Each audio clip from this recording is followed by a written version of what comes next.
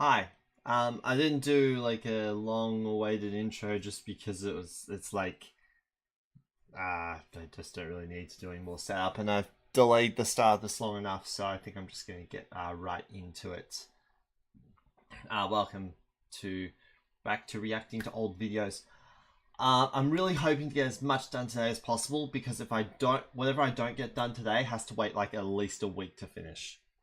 Um, so it'd be good to get done. Even though I'm not super optimistic because it's gonna be like about 4 hours of about maybe four-ish hours of videos to go through, and I don't think I have time for all that, sadly. But I'm just gonna hop right into it, waste no time, and get on with the next one. So Paper Jam Bros, I think it's just, I mean, it's still just the same level of quality for the other ones, I think, based on my loose memory. But it's also one where I'm very critical of the game because I know I have a lot of problems with it personally. That's just, oh boy, I kind of the what was that guy? Forful something. I can't remember the guy's name. I kind of wish he's here. He or they. I don't know who they are. I kind of wish they were here. I don't know if they are. They might join later. Just for something like this. Because I think that there'd be a very cool discussion going on with that one. Alright. Warning. The following video contains a high amount of hat-wearing gamers' opinion. It may be different to your own. This is life. Also, I think this was my last video in 2018, I believe. Hello everyone and welcome to my review of Mario & Luigi Paper Jam Bros for the Nintendo 3DS as part of Mario & Luigi Series Talk. If you haven't already seen the previous videos, then I'd recommend starting with Superstar Saga, and much like the previous videos, this one will also be in-depth and contain many spoilers for the entire game. Scott, what are you doing? We've got a situation. So, the Shroobs are coming and Bowser's out the front. What did they say? They want to destroy the bad review, so they're going to kill you. Right. Bad review. These posters are so old Hannah, school. you must let me finish this review series. What? They're going to kill us. Please, it's the only way. This is so. Okay, this better work. This is so stupid. Let's get into the final game. Oh. The little like lines between the screens are a bit odd, but like it is a 3DS. It's pretty rare that they would like kind of like be show like both screens would just be showing extension of one scene. Not always. Like I mean, the Giant Battles and Dream Team were like that, but off the top of my head, that's the only thing I can think of. There probably is more though.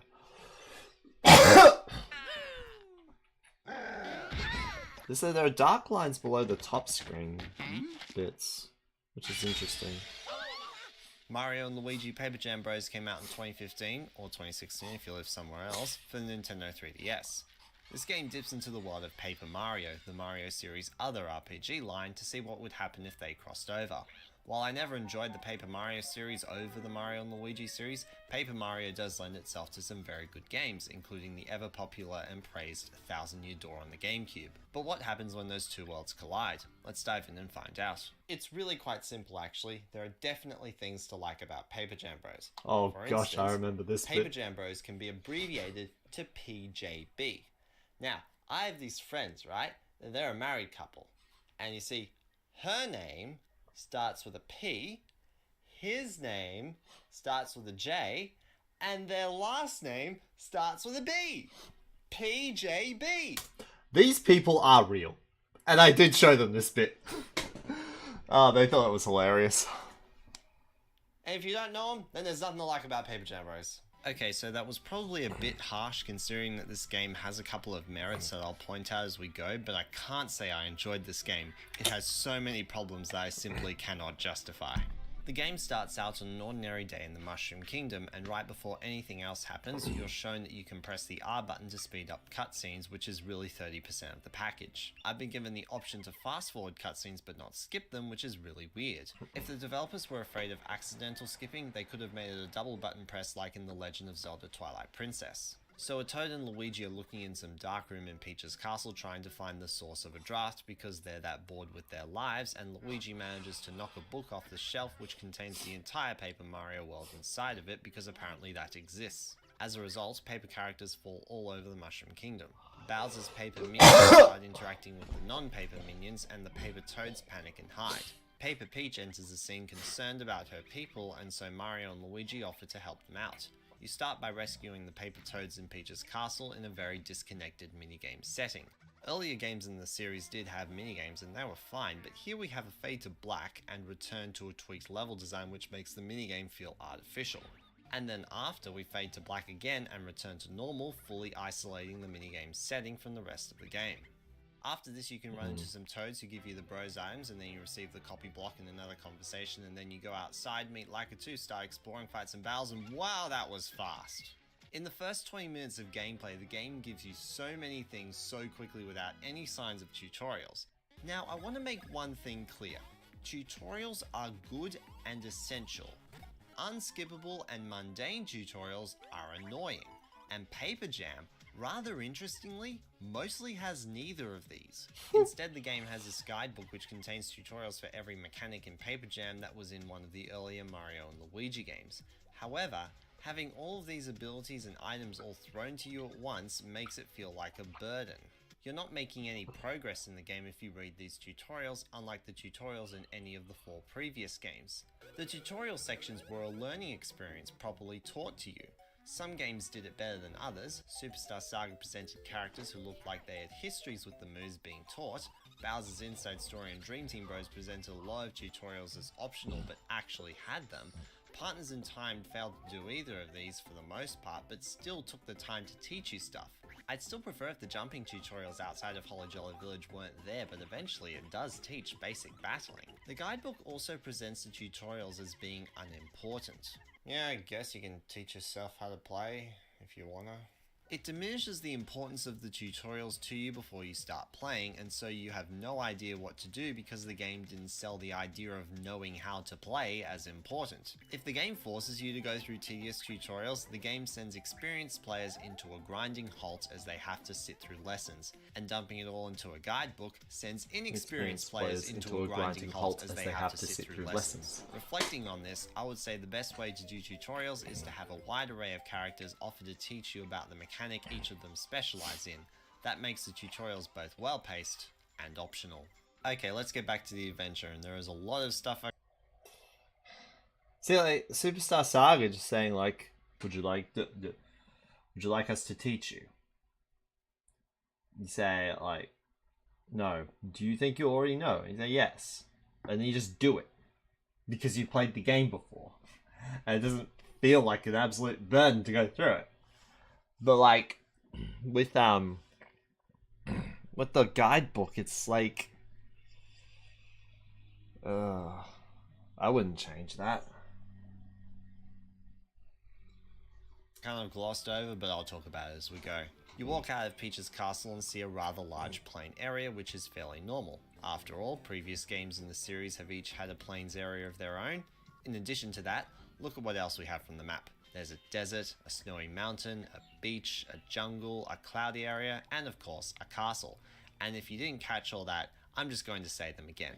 We have plains, desert, snow, beach, jungle, clouds, and castle. I hope that made you notice. This world doesn't have anything more interesting than the map of New Super Mario Bros. U. Every area is one of those generic Mario themes that have been around since 2006. This, Mario Wonder, though, kind of, like, really digs in at all that stuff. And, like, takes the least the new Super, the 2D Mario games out of that. But I love that it,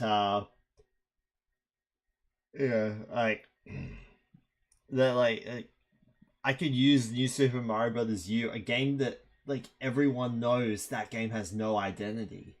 or at least the new Super Mario Brothers series, and just be like, it's as generic looking, and say Paper Jam is as generic looking as that. I can't comment on Sticker Star though, because I haven't really played it all that much. Like, I will when I get up to the video for it, but as of this stream, I haven't. Now, to be fair, other games in the series did this too. Dream Team is most guilty since every area type was seen there except for clouds, and that includes a mountainous section as distinct from a snowy mountain section. The same could even be said about the first two games. Superstar Saga has plains, desert, an ice palace, beach, jungle, a mountain, and a castle, and Partners in Time has most of those too. But when the earlier games did this, all those areas had their own distinct personality and history behind them. The Chapelhut Woods was where bean fruits grow for Chocola Cola. Thwomp Mountain was a mountain made of thwomps and built around that. Somnum Woods held the ancient Pillow Temple. Everywhere in Paper Jam is just generic. We have Sunbeam Plains, oh, because it's a sun-shining day. Doop Doop Dunes is a desert. Gloomy Woods is a mysterious forest. The thing is that I initially got the name of Doop Doop Dunes wrong. I wrote Scorching Desert down, which I think is actually something else. I can't remember off the top of my head though. Whoop. I think it's a... Well, Scorching Desert is a game on Steam.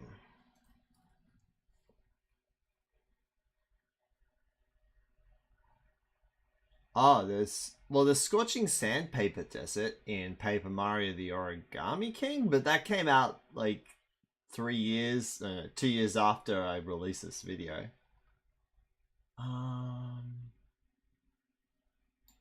Was it in... Couldn't be Zelda? No.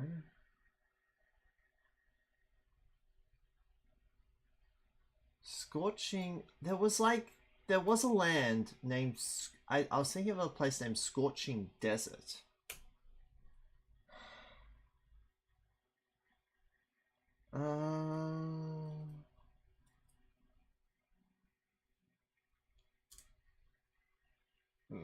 Was it? I'm trying to think of a game that actually has the name Scorching Desert. Because I'm pretty sure there was one. I was thinking of one at the time.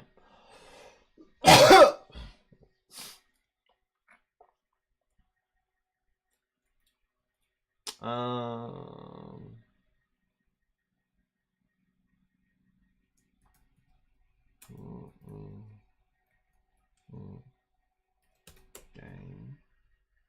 Well.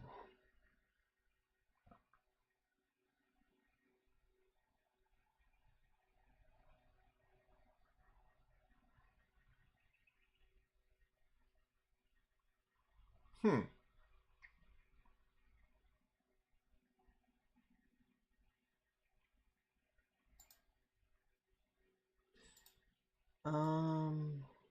can't think of what it was.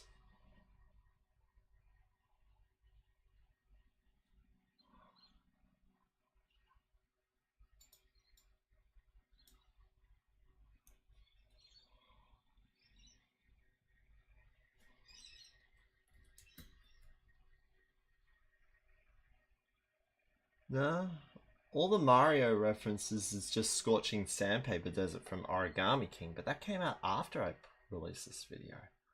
Long after.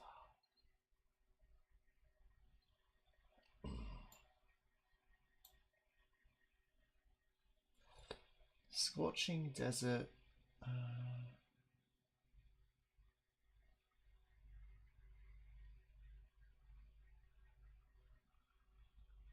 Scorching Desert...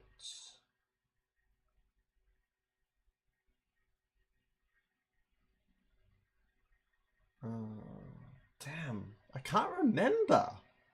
What was it?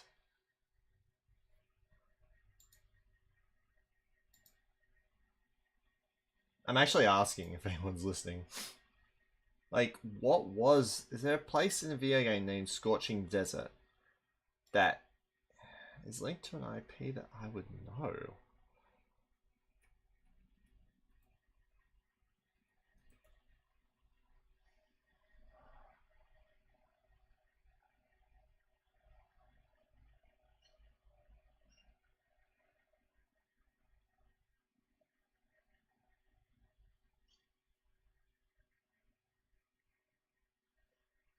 Maple Story? I never played that, I don't think. Genshin Impact. I haven't played that.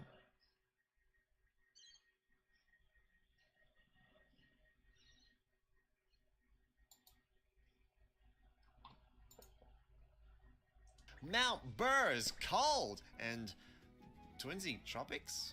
Twinsy, like the band? These areas I are heard so this bit. incredibly dull. So that picture was supposed to come up when I put my finger up because it's supposed to be a picture of Twinsy the band, which is like this indie band I only discovered because I just wanted to Google what the word Twinsy meant. But like the thing is that like I made an edit later on where I cut something, and then I had to, as a result, I had to pull a whole bunch of clips forward. Oh, thank you, Elfboy. I had to pull a whole bunch of clips forward, and then this didn't get lassoed onto that, and so it was, so it remained over here and didn't actually go with the clip. And then it wasn't until I uploaded it when someone pointed it out. I was like, ah, crap, I didn't see that. It's embarrassing. And like all the personality there was in the 4 previous games. And not only are they dull in theming, most of them are dull in level design. A lot of them are wide open spaces that don't have much in them, and the developers clearly knew this by virtue of the running function. There's only the occasional puzzle that doesn't require much thinking to pass through. Nothing in any of the previous games came even close to being this uninteresting. Even if they had something I didn't like, it still had something to do beyond just walking through it and fighting enemies. Anyway, when you enter Sunbeam Plains, you start fighting enemies and... This remix is not bad. Service. As groovy as that music is, the battles in this game... Oh goodness me, they're so bad. So first off, we have this red circle that appears below characters' feet if they're going to be attacked, or this white dotted circle if they might be attacked. Now, the only time you ever see the red circle is when the enemy walks up to whomever receives the red circle and charges at them, and you see the white dotted circle whenever you need to look out for a signal from the enemy to determine who's getting attacked. What I can't wrap my head around is why the circles are even here, because they're so utterly pointless. If there was no red circle and a Goomba charged at Mario, I already know to jump Mario because the Goomba walks right up to him. And if there was no white dotted circle, I know to look out for a signal since there's no enemy walking up to someone on my side. These circles say nothing, and on top of that are a blatant insult to your intelligence, seeing these act as if the enemy's actions weren't enough. There's plenty more to talk about in regards to battles, but more on that later. That's different to what's his name's criticism. But like, I mean,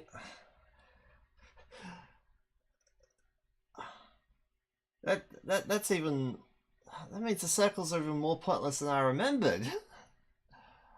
They literally tell you nothing. I think it's like, oh, sometimes like Mario and Luigi get circles, but Paper Mario doesn't? I don't know. After you walk around Sunbeam Plains a bit, you encounter a battle where Mario and Luigi are in a forced death scenario, and to the rescue comes Paper Mario. Now I must admit, I thought the sequence was done rather well as Paper Mario comes to the rescue for Mario and Luigi.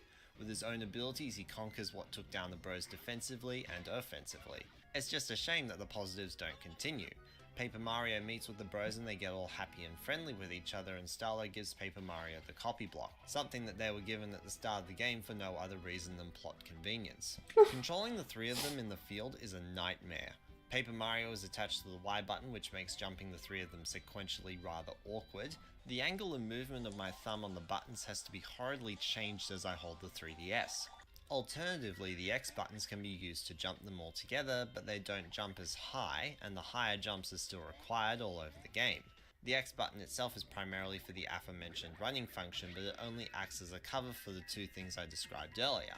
Faster movement to get around the empty level design, and an altogether jump to alleviate the awkward thumb position of pressing A, B, and Y one after the other. Overall, thanks to the awkward way of jumping, Paper Mario's inclusion overloaded the lineup, making him feel like a third wheel. although sometimes I feel like Luigi is the third wheel. Or fifth wheel, either's good. And then there's battling with Paper Mario. The battles don't take a lot of advantage of the kinds of battle mechanics found in Paper Mario, with one exception. The one exception, which is something I actually like, is pressing X to do a block dodge, which is easier to do and reduces damage but doesn't alleviate all damage like the jumps. I think it works well and has a nice balance to it because it's easier to do, but you still take damage and is part of the Paper Mario universe. But that's it. The rest of Paper Mario's battle functionality can be summarized in 2 words: easy mode. You can hold yourself in the air longer in a defensive mode, and with multiple copies, the hammer defense action can last longer. You can also deal more attacking hits with more copies. Now, if this was a central gameplay mechanic where your ability to do damage and avoid damage from enemies was entirely defined by the copies, it would be nothing short of genius, but it doesn't really work so well when you can do the full extent of the jump regardless of how many copies you have. And on top of that, Paper Mario's trio moves have no relationship with the number of copies and thus are unaffected by that value. I have more to say about the trio moves, but I'm going to talk about that later. Oh, After boy. some running around, you encounter a village with a cloud-like building containing some Lakitus. Their role in the game is to run mini-games for collecting paper toads. Leaving aside the fact that they're turning the rescue of an entire group of visitors into games, these parts really chop up Paper Jam as a whole into sections.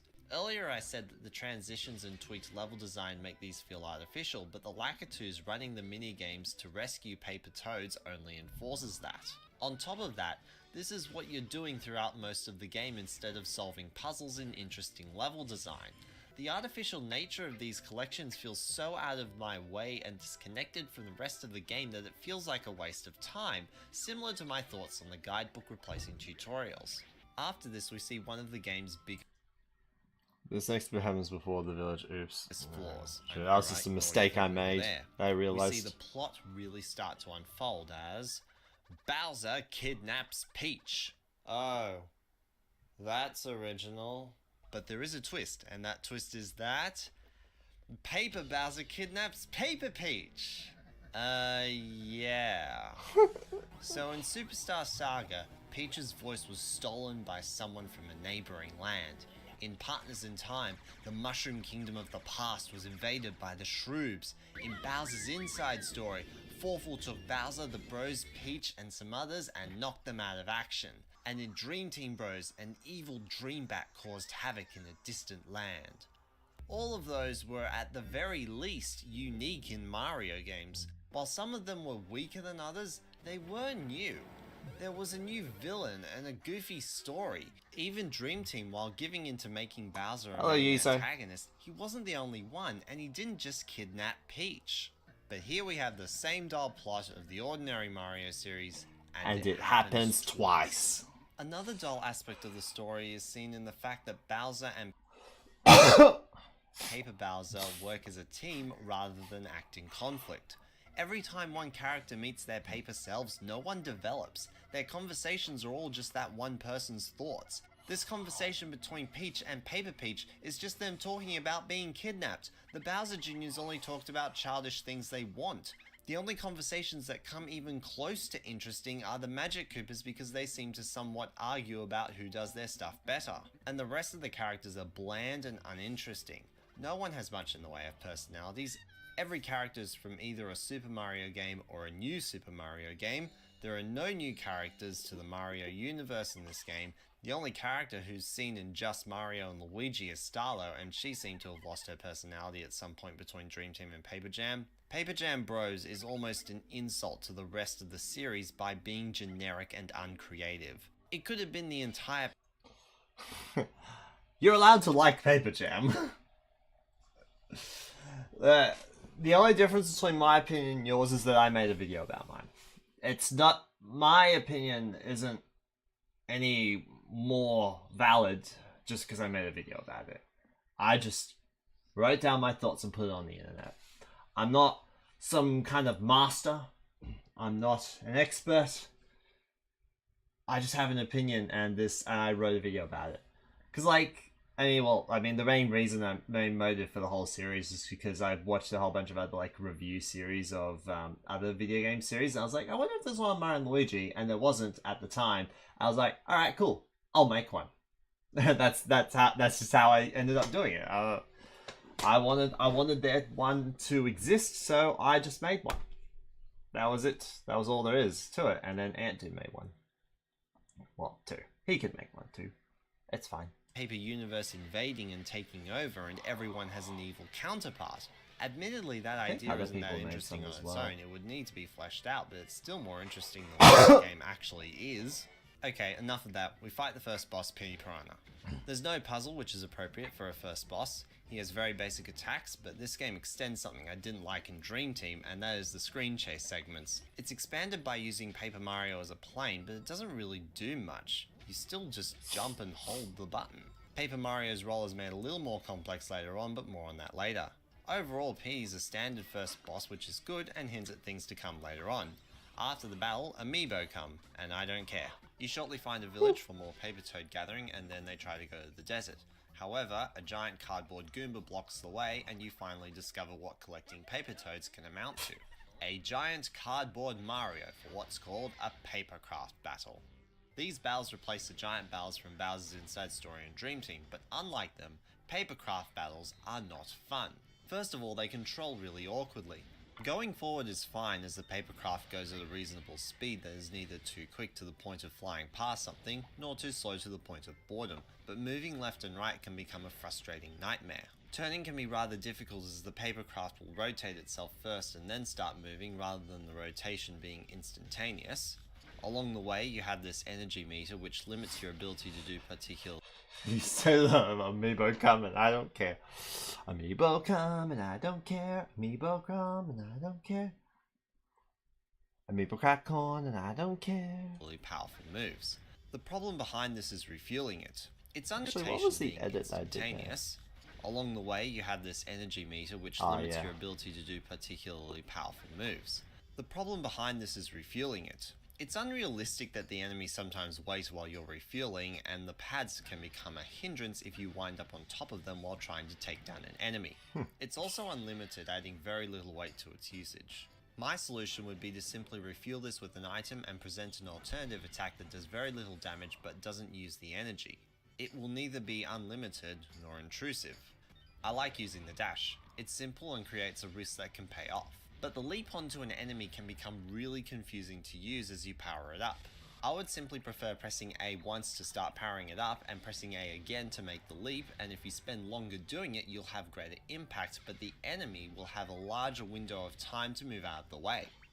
Unfortunately, you just press A once.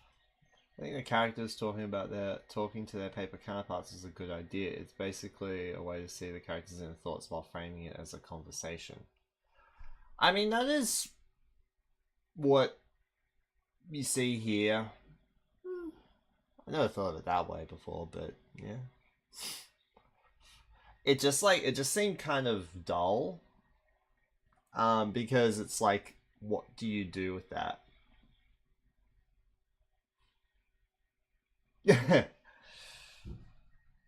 Yeah, like the thing is like, I mean, inner thoughts could be cool, but it doesn't go anywhere. Nothing really gets done with it. Even though I think the idea, like, I mean, mainly, particularly in the villain side, like, watching them interact in an adversary way would have been so much more interesting. Like, the Magic Koopas did so good, comparatively. Bowser's was so dull. Like, I don't think... I can't remember off the top of my head. It's been a long time since I last played this. If like one of them betrayed the other at the last minute. Yes, more characters, more paper Toadette. I don't know. I know regular Toadettes in the game. And watch it happen. I found this confusing because what I described as my preference is legitimately what I thought it was for a long time because of the power-up sequence already being there. After this you enter Doop Doop Tunes where you can chase Nabbit for bros items. In Paper Jam these moves vary from okay to good. Starlo was good in Bowser's Inside Story. And then she stopped being good. Well, she's still alright in Pet Dream Team. Then after that she stopped being good.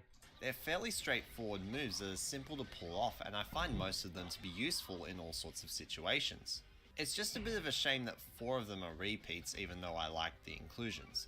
The shell and fire flower have been staples since Partners in Time due to their functional simplicity in helping you get to know how Bros moves work, and even arguably better than the Splash and Bounce Bros from Superstar Saga. The Drop Chopper and Bomb Derby from Dream Team make a surprising return, but those were two items I found very useful, so I enjoyed them returning, especially since the Drop Chopper is now controlled by the D-pad and not the gyroscope. Out of the new ones, the only move I don't like is the Toad Trail, mostly because I can't seem to figure out how to do it right. I know you're supposed to stay in the middle, but it never seems to be consistent, and sometimes I go off the path and try to get back on track, but that never seems to work. To this day, I still don't understand it. But those moves only cover Mario and Luigi. Paper Mario comes with a stack of his own 5 moves called Trio moves. What I can't I done more with what the? Is my phone shaking? No, it's not. No. I'm gonna put on charge. 2 seconds. Yeah. Chair. I personally think the Paper Tone missions and battle system battle system were fun, creative. Same with the battle cards. That's just my opinion. Yeah, it could be. Yeah. Well, like, the thing is, when I rewatched the whole thing about the circles, my whole commentary on the circles, it was less about, it was more about the pointlessness of them, because, they don't actually tell you anything that the enemy actions won't. I'm not saying the signals. I'm talking about, like, literally their physical movements. The only time you see the red circle is when they walk up to you. And it's like really obvious then that they're gonna attack you. And the whites, there are like 2 white circles if they're gonna show a signal or a hint in their actions of who they're gonna attack. But the white circles go around both Mario and Luigi, so it just seems like, it's like, what do you do with that information? And the rest of the battles as well. Although this is the wait, is this my... Oh, this is my spiel on the paper craft. Oh, I forget the names of them. It's Paper Mario's attacks. To this day, I still don't understand it. But those moves only cover Mario and Luigi. Paper Mario comes with a stack of his own 5 moves called Trio moves. What I can't stand about them is the excessively high length of time it takes to perform these moves, and that I only find one of them useful in most of the game, the Whirligig. But that's really only because I enjoy its mechanics. The Whirligig would make a pretty decent minigame. Trio Kite can amount to nothing if you miss the final action command, Trio Shuriken can get very confusing, and the other 3 just take too long. I could perform about 5 or 6 Splash Bros during one Whirligig, and it's not like the time taken allows for more powerful attacks than Bros moves. 38 damage? I do 34 with a Spin Drill, and that takes me 4 seconds! What's further baffling about that is that later on there are fights containing time limits, and with several moves that take way too long to do, it's not really worth it. Presuming that Paper Mario is the focus character in this game, it's weird to me that the game would create circumstances where using the focus character's abilities are actively discouraged. The rest of the desert is a desert. Moving on, we learn a move that... I don't remember my comments on the battle cards, but I'll probably get up to that when we get up to that. What I said just pretty much is summarizes why I still think of the trio moves, where they and like you can see, like the Whirligig spent ages doing it, and 38 they show you who's being attacked but not how they are being attacked. That's why I don't mind them. Well, what do you mean? What do you mean doesn't show how they're being attacked? The only other thing that might suggest how they're being attacked would be like the little icon that says to jump or hammer defend. Or is it kind of like, oh, you have to like look for a signal that says, oh, you have to jump them, or you have to, they have to stay put because the enemy will go over their head, and if you jump to defend, then you'll take damage. Is it like that? Like, I mean, yeah, but I don't know. Like, why not just put all that into the enemy tells, because then that way you're just like you're just following one thing, giving you all the information that you need to properly avoid the attack. Means a stronger hammer swing. By the way, you don't unlock hammers, you just start with them. The more powerful hammer swing is performed by all three together. The most complicated puzzle it's for is taking down block towers to get the right pattern, but as shown in this minigame, you don't really need a large hammer swing to do that. It has a bit of dynamic use in a few minigames, but other than that, it's only used for pushing roadblocks aside. After some underground meddling, you find yourself fighting against Big Pokey and Paper Tower Pokey. They work together somewhat well, like in this move, but their screen chase starts a trend of confusing enemy attacks. Attacks that are defended in very specific ways with very specific signals which can be hard to comprehend, especially here when they can switch places whenever. Their puzzle isn't much more than predictable, but still good. If you can attack the heads, then good, but from the ground you can only attack the segments until they're gone, and then you can attack the heads. The problem is that only Mario suffers from this. He's the only one with attacks that can't hit the pokey heads from the beginning, while Luigi and Paper Mario can. If the game has a puzzle, why make it breakable by some characters and limit the rest? I don't get it. You do another Papercraft battle which has more pokies so you can't dash but you can jump. It's simple but it works because of the high risk nature of the jump attacks. Papercraft Kamek is even more interesting. He uses magic to attack you and protect himself. Finding ways around the magic isn't difficult, but it's still decent. It's one of the better parts of Papercraft battles, but it still does suffer from the poor Papercraft mechanics I described earlier. By the way, Papercraft battles don't give experience points, which sucks. After the battle, you're approaching Bowser's castle, but the game needs to force you to do something. I don't... Like, I wouldn't say it spoon feeds you information when it doesn't tell you anything the enemy signals won't tell you. But like, if it's it's the fact that it's telling you stuff that you don't need to hear, and kind of like, I don't know, it just treats you like you're, what do you mean? It doesn't spoon feed you information. Like, the circles could be gone and you'd be left with the exact same amount of information that you'd have otherwise. Hello, Dangelo Johnson. Welcome to the stream. I'm doing a reaction to old videos. Else before the final area, so you're captured and taken into a dungeon. They eventually get out and discover some Hammer Bros who've taken their command blocks. It's a good idea for a segment, but I think it should be a little later on, and the game makes you do the recollection as a mini-game. I never understood why this is the case. All this does is create loading screens and forces you to get them. Now, when I say forces, you would think, oh, but you need to get it anyway. And that's true, you do need to get it anyway. But if there was no minigame structure set up, you could try to keep playing and discover you probably shouldn't be progressing without the command blocks, and therefore you go and get your stuff back. You would be getting the blocks back because you want to get them back, and not because the game told you to get them back. So later on, the three of them accidentally discover a new ability, the Trio Grab. It's used to solve a few puzzles and grab and throw items. It has some good usage, but I think more... I will say, accident, like, that kind of, like, learning, that's not bad, I think. Unless I'm about to contradict myself in the video. Could have been done with it. There's not much in the way of secret places to be found using them, and the rest is just for roadblocks. It creates a lot of shortcuts through some being planes, and while that's nice, I just think more could have been done with it.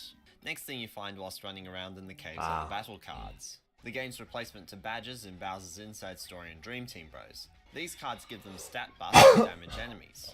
They do what badges did, but they're easier to activate than the badges, making them kind of overpowered. Not all setups make you overpowered, but it really isn't hard to figure out which ones do.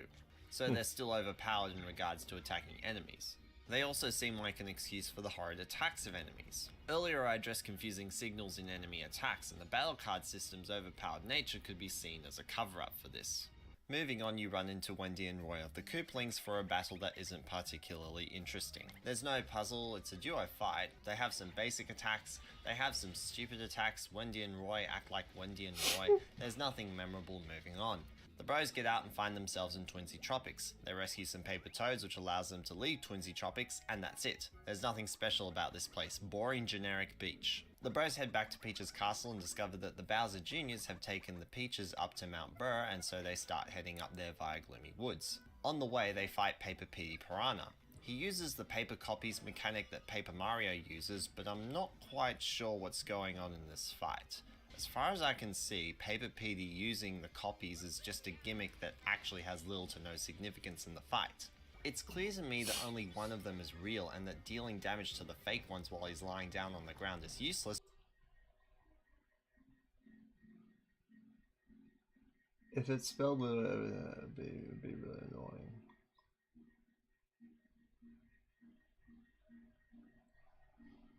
Yeah. But you can still easily win since attacking Paper Petey while he's standing up and has copies will damage the real one regardless. And it's not made any extra challenging with the healing ability, it's just bash Paper Petey. Now that that's done, we go up to Mount Burr, and I must admit this whole segment is my favourite part of the game in one aspect, and my least favourite part in a different one. I'll start with the positive. It doesn't spell literally anything, it literally spells nothing. And that's why it... Hello 578, welcome to the stream.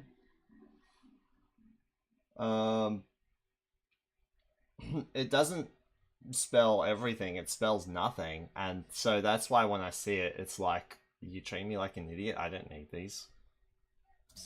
A Wiggler greets you in the woods and demands fruit in exchange for getting out of the way.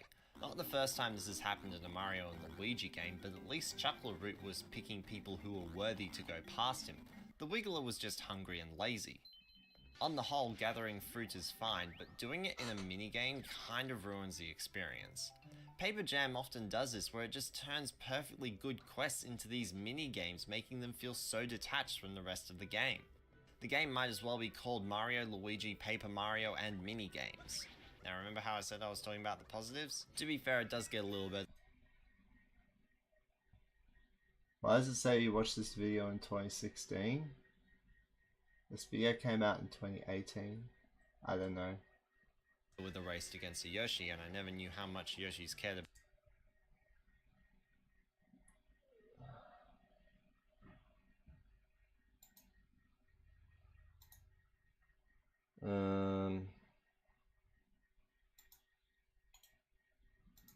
What the heck?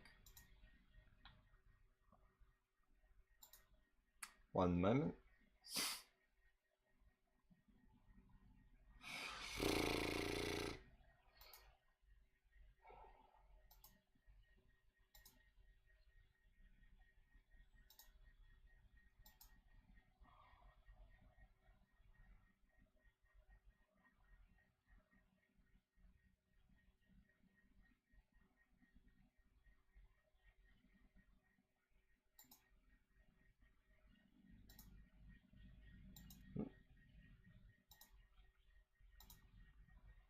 I need to know who the enemy is going to attack, not exactly how.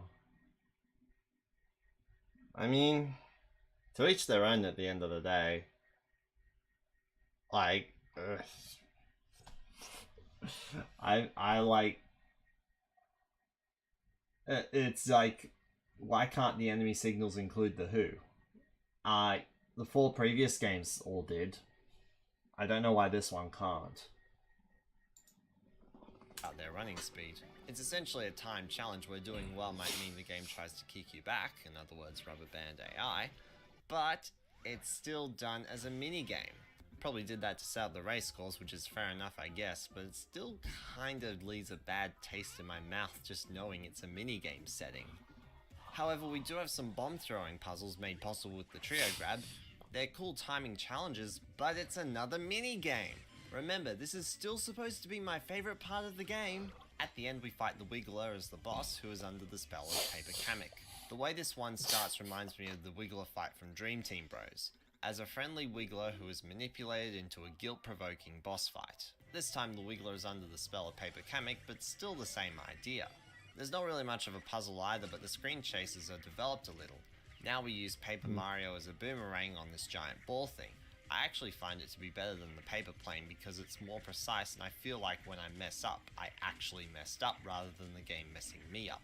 When you win, the Wiggler turns into a butterfly and carries you up to Mount Burr, which, by the way, is a really stupid name. After a little exploring in Mount Burr, the bros are blocked, and so they teach themselves a new move, Trio Drill, which is the staple bros dunk. I would argue that this is actually the best version in all games. You can dash, which is nice, and you can also pick up buried collectibles without exiting the ground, a feature that the series has needed since Superstar Saga.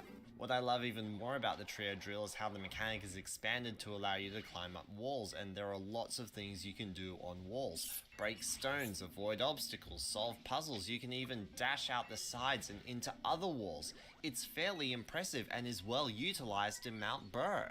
And that's all there is to Mount Burr itself. Since the Trio Drill puzzles are all based around climbing walls, a mountainous region is very appropriate. I never thought this could happen in any video game ever, but in Mario and Luigi Paper Jam Bros, the snow area is my favorite area. I normally hate snow areas, but I really enjoyed this place. It also isn't broken up by mini games, and I really enjoy the music. There isn't much in the way of memorable music in this game, but Mount Burr and boss battles are two pieces that stood out. At the end, you arrive in a town and are required to rescue some paper toads to progress. Earlier I talked about how disconnected these missions are and how they replace the act of solving puzzles and interesting level design from the earlier games, but the thing is, those are the mission's only major flaw. On their own, collecting paper toads isn't terrible. They take advantage of moves you learn and level design you've previously explored, kind of similar to the prankster comets from the Mario Galaxy games. They're not all even hunts. Some are puzzles, some are challenges. It's an impressive variety that just felt disconnected from the main game and as a result don't really fit into an RPG. Also, a number of them didn't really fit into the context of the story. It's mechanically okay, but I wish there was an explanation as to how this came to be. The only way I think it could fit into the game would be if it only happened once and if it's an apparent issue in a village you enter for the first time. So at the top we have another Papercraft battle as Papercraft Peach. She floats through the air before landing, which means you can decide when you land after launching. The only advantage it offers is targeting enemies from a distance, but it's never really useful since the only good time to leap at something is when it's stunned, otherwise it'll move out of the way and it's faster to just go straight up to the enemy rather than float to it. There's also a Parasol, which is used for pushing things, just like the dash was. In other words, what Papercraft Peach offers as new is entirely useless. Before talking about what follows, I need to address something. I said that this last bit was my favourite part in the game because it had Mount Burr, which is my favourite area in the game, and despite the minigames in Gloomy Woods, it was mechanically enjoyable. I also said in another way that this is my least favourite part of the game, and that becomes clear right after the Papercraft battle. You're very close to the Peaches, and then they're taken down the mountain and back to Bowser's castle. Why? What was the point of that? So they went up the mountain in search of the Peaches, and now they just get taken back down, turning this whole part of the adventure into a wild goose chase. There is relevance in that you get the Bowser object that opens up the passage to the castle, but what if they found out it was on the mountain and went after it? This whole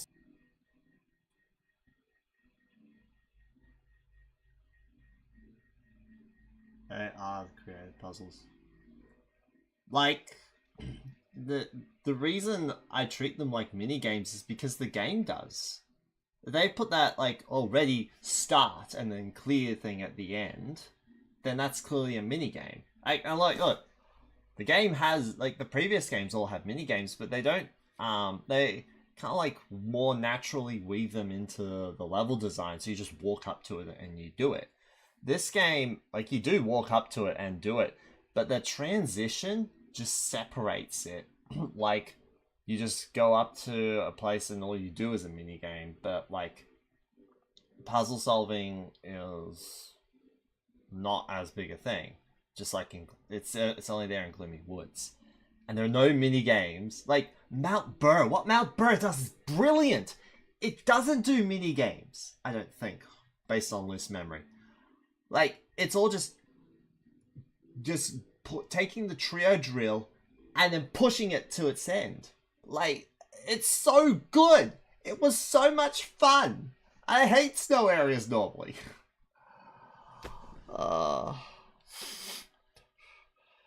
Like, the transition out and then, like, the transition the start and the clear at every junction,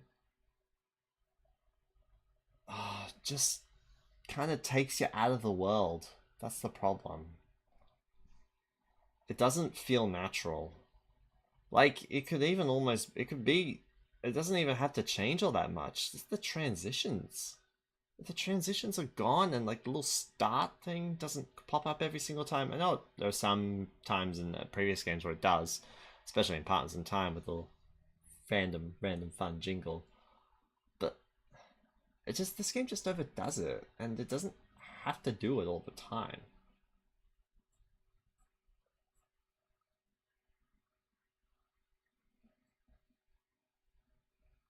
Like I said, when I made the original, I felt different than the usual ones, more like actual minigames. I don't know what you mean. Segment could have been go fetch the object rather than go after something that's going to make you feel like you wasted your time. So Luigi remembers the place in the Twinsy Tropics cave where the objects can be placed, and so they head there. On the way, the Goomba who gave them the battle cards runs into them and joins them for a bit. Next, they get randomly ambushed by the Charging Chuck Corp because I'm pretty sure the devs forgot to place a boss after Mount Burr, and so they just threw one randomly in here. I got a similar vibe at this point than I did up against the Commander Shroop from Partners in Time because of how random the chucks seem. The randomness itself didn't really bother me too much, but how little warning there was that a boss was coming up did. That sentence might sound confusing, but bear with me for a moment. In Paper Jam, the places where you fight bosses don't look too terribly significant. In the earlier games, the location where you fought a boss was usually distinct. Something about it told you that something was going to happen. The hoo-hoo blocks at the top of the hoo-hoo mountain, the giant door in Gritzy Caves, the blue background in this part of the Flab Zone. These are places where you fight bosses and the game is telling you to be ready. In addition to the differing visuals, there was something else nudging you, both consciously and unconsciously, and that was the save block. In Superstar Saga, Partners in Time, and Bowser's Inside Story, save blocks or save albums were the only way to save your game, and so seeing one was a momentous occasion. What does this have to do with bosses? Save blocks were always placed right before a boss, meaning that you could save your game and attempt to fight the boss. But if you decide partway through that you're unprepared for it, or if you die, you could go back and grind or readjust your equipment. Dream Team Bros had a button allowing you to save at any time, but I did find myself hitting the block right before bosses anyway. But in Paper Jam, the level design does not add something visually distinct near a boss location, and there are no save blocks. The lack of blocks coupled with nothing from the level design gives me little indication that I'm about to fight a boss, and because of that, I'm unlikely to save right before it. This could lead to a situation where I want more experience, better gear, or more items in the middle of the fight, but can't because I'm unsure of what progress I'd lose if I was to quit out. There's also no option to leave the fight without going back to the last save, which is fair enough and to be expected. You can restart the boss if you die, but that doesn't allow you to grind or stock up. Back to my comparison between the Chucks and the Commander Shroop. Although the Commander Shroop doesn't have much in the way of distinct level design, there is at the very least a save block. In Paper Jam, this problem isn't just at the Charging Chucks, it's in all fights. There are so many bosses where I go through this pain of being unprepared for it since the level design and lack of save blocks did nothing to say that there's a boss. In the case of saving, I'm not against the idea of having the button on the touchscreen in case you need to quit out immediately, so I would argue that Dream Team Bros handled the saving function best. The Charging Chucks boss itself was okay. Having a boss that is essentially a team of 16 allows for teamwork on the opposition. The ball kicking move and the charge move are both effective at displaying that. There's also this crappy part, but I've said enough about them. There's one part that did always bother me, and that was the fact that they keep calling more in. My only problem with this is that when you reduce the number of chucks, they call in more, and you're like, well, what the heck? Eventually they all die, but maybe if there was a number on screen that showed how many are left to kill or how many reserves there are, it would be a little better. The bros walk back through Twinsy Tropics and down the cave where the Goomba who forced himself to the party takes the apparently named medallion. I actually didn't know what it was called before that. So you need to find the medallion by defeating enemies and following clues. I think the structure is fine, but it gets really monotonous because every single enemy is either a regular Fire Bro or a paper Fire Bro, and it's also another darn mini-game! After you get the medallion back and put it in its place, the game takes time to capitalize on its best move, the trio drill, by expanding it to allow puzzle solving when traveling between dirt walls on different columns. I find it great to see this mechanic pushed so far. It really shows what can be done with a single well-designed move. Now we have to fight some Koopalings. This fight lets Ludwig and Larry use Darkstar points for similar effects to the cards that the bros use. It adds extra weight to being attacked, but I wish it was only kept to effects that only applied to the Koopalings themselves, especially when it's 60 damage to all three with no way to prevent it. No other comments, no puzzle, moving on to Bowser's Castle. Whilst here the bros learn the Trio Glide, which has a certain level of challenge to it, similar to I was really kind of annoyed at myself right there because I recorded that bit of footage like all three at a with no really way to low prevent it. resolution. No other comments. And no then when I puzzle, moving discovered on to that, I Bowser's was Castle. Whilst here like right here. When I discovered it was a really low resolution, I was really annoyed at myself. Like, what? How did they mess that up? Now all this footage is really low and it's gonna look really blurry in the video. I could have made it a bit smaller, but it just would have been really weird and wonky and inconsistent. Not that it already isn't, but not much I can do the now. bros learn the Trio Glide, which has a certain level of challenge to it, similar to the paper plane move from the Thousand Year Door. You can ascend 3 times though, allowing for more distance, but at the same time making it incredibly easy. In Thousand Year Door you had to balance it to make sure you would get a good distance, but here you just press a button and you're fine. It does get improved on very soon, but more on that later. For now, you practice using it in the early parts of Bowser's Castle, and thankfully doesn't have a minigame. So you eventually make it to a Papercraft battle and play as Papercraft Yoshi. Yoshi's tongue acts as a pseudo trio grab, useful for crossing gaps and hookshotting yourself to enemies. I think it's fairly impressive considering what's come from Papercraft battles so far. I just can't stand the Boo enemies because they float around and that allows you to lose track of them pretty easily. They also don't shy away when you're facing them, which could have been a really cool part of them. It could have increased their defense, meaning you have to strategize well and get to their backs. They'd obviously have to be programmed differently or otherwise it'd be impossible, but it could still work. Right after you're introduced to Fans and Toadette gets kidnapped. You rescue her using the Trio Glide, and the previously mentioned fans allow the Trio Glide to be expanded by blowing them to the side. It's a good area, it's just that, well, it's another damn mini-game. You soon discover the Bowser Jr. See, that right there. You remove the transition, it probably would have been fine. Like, it would have been completely unnoticeable, and you just go through it and then just enjoy it. Like, that's one of my biggest gripes with the minigames. You run away for some plot reason that no one cares about, and that constitutes a minigame about not being seen. To be fair, it's not terrible despite some shortcomings, it's just in the minigame setting and that usually leaves a bad taste in my mouth. And look here, we have an actual insult to your ability, like you're not good enough for this so they give you the next part anyway. That or the game just doesn't think it's that important. Next is a fight against the juniors and it contains a minigame? It's not the normal Paper Jam type games, but it definitely feels weird, especially since the game's like, whoever makes it farther doesn't get damaged by a random spike ball.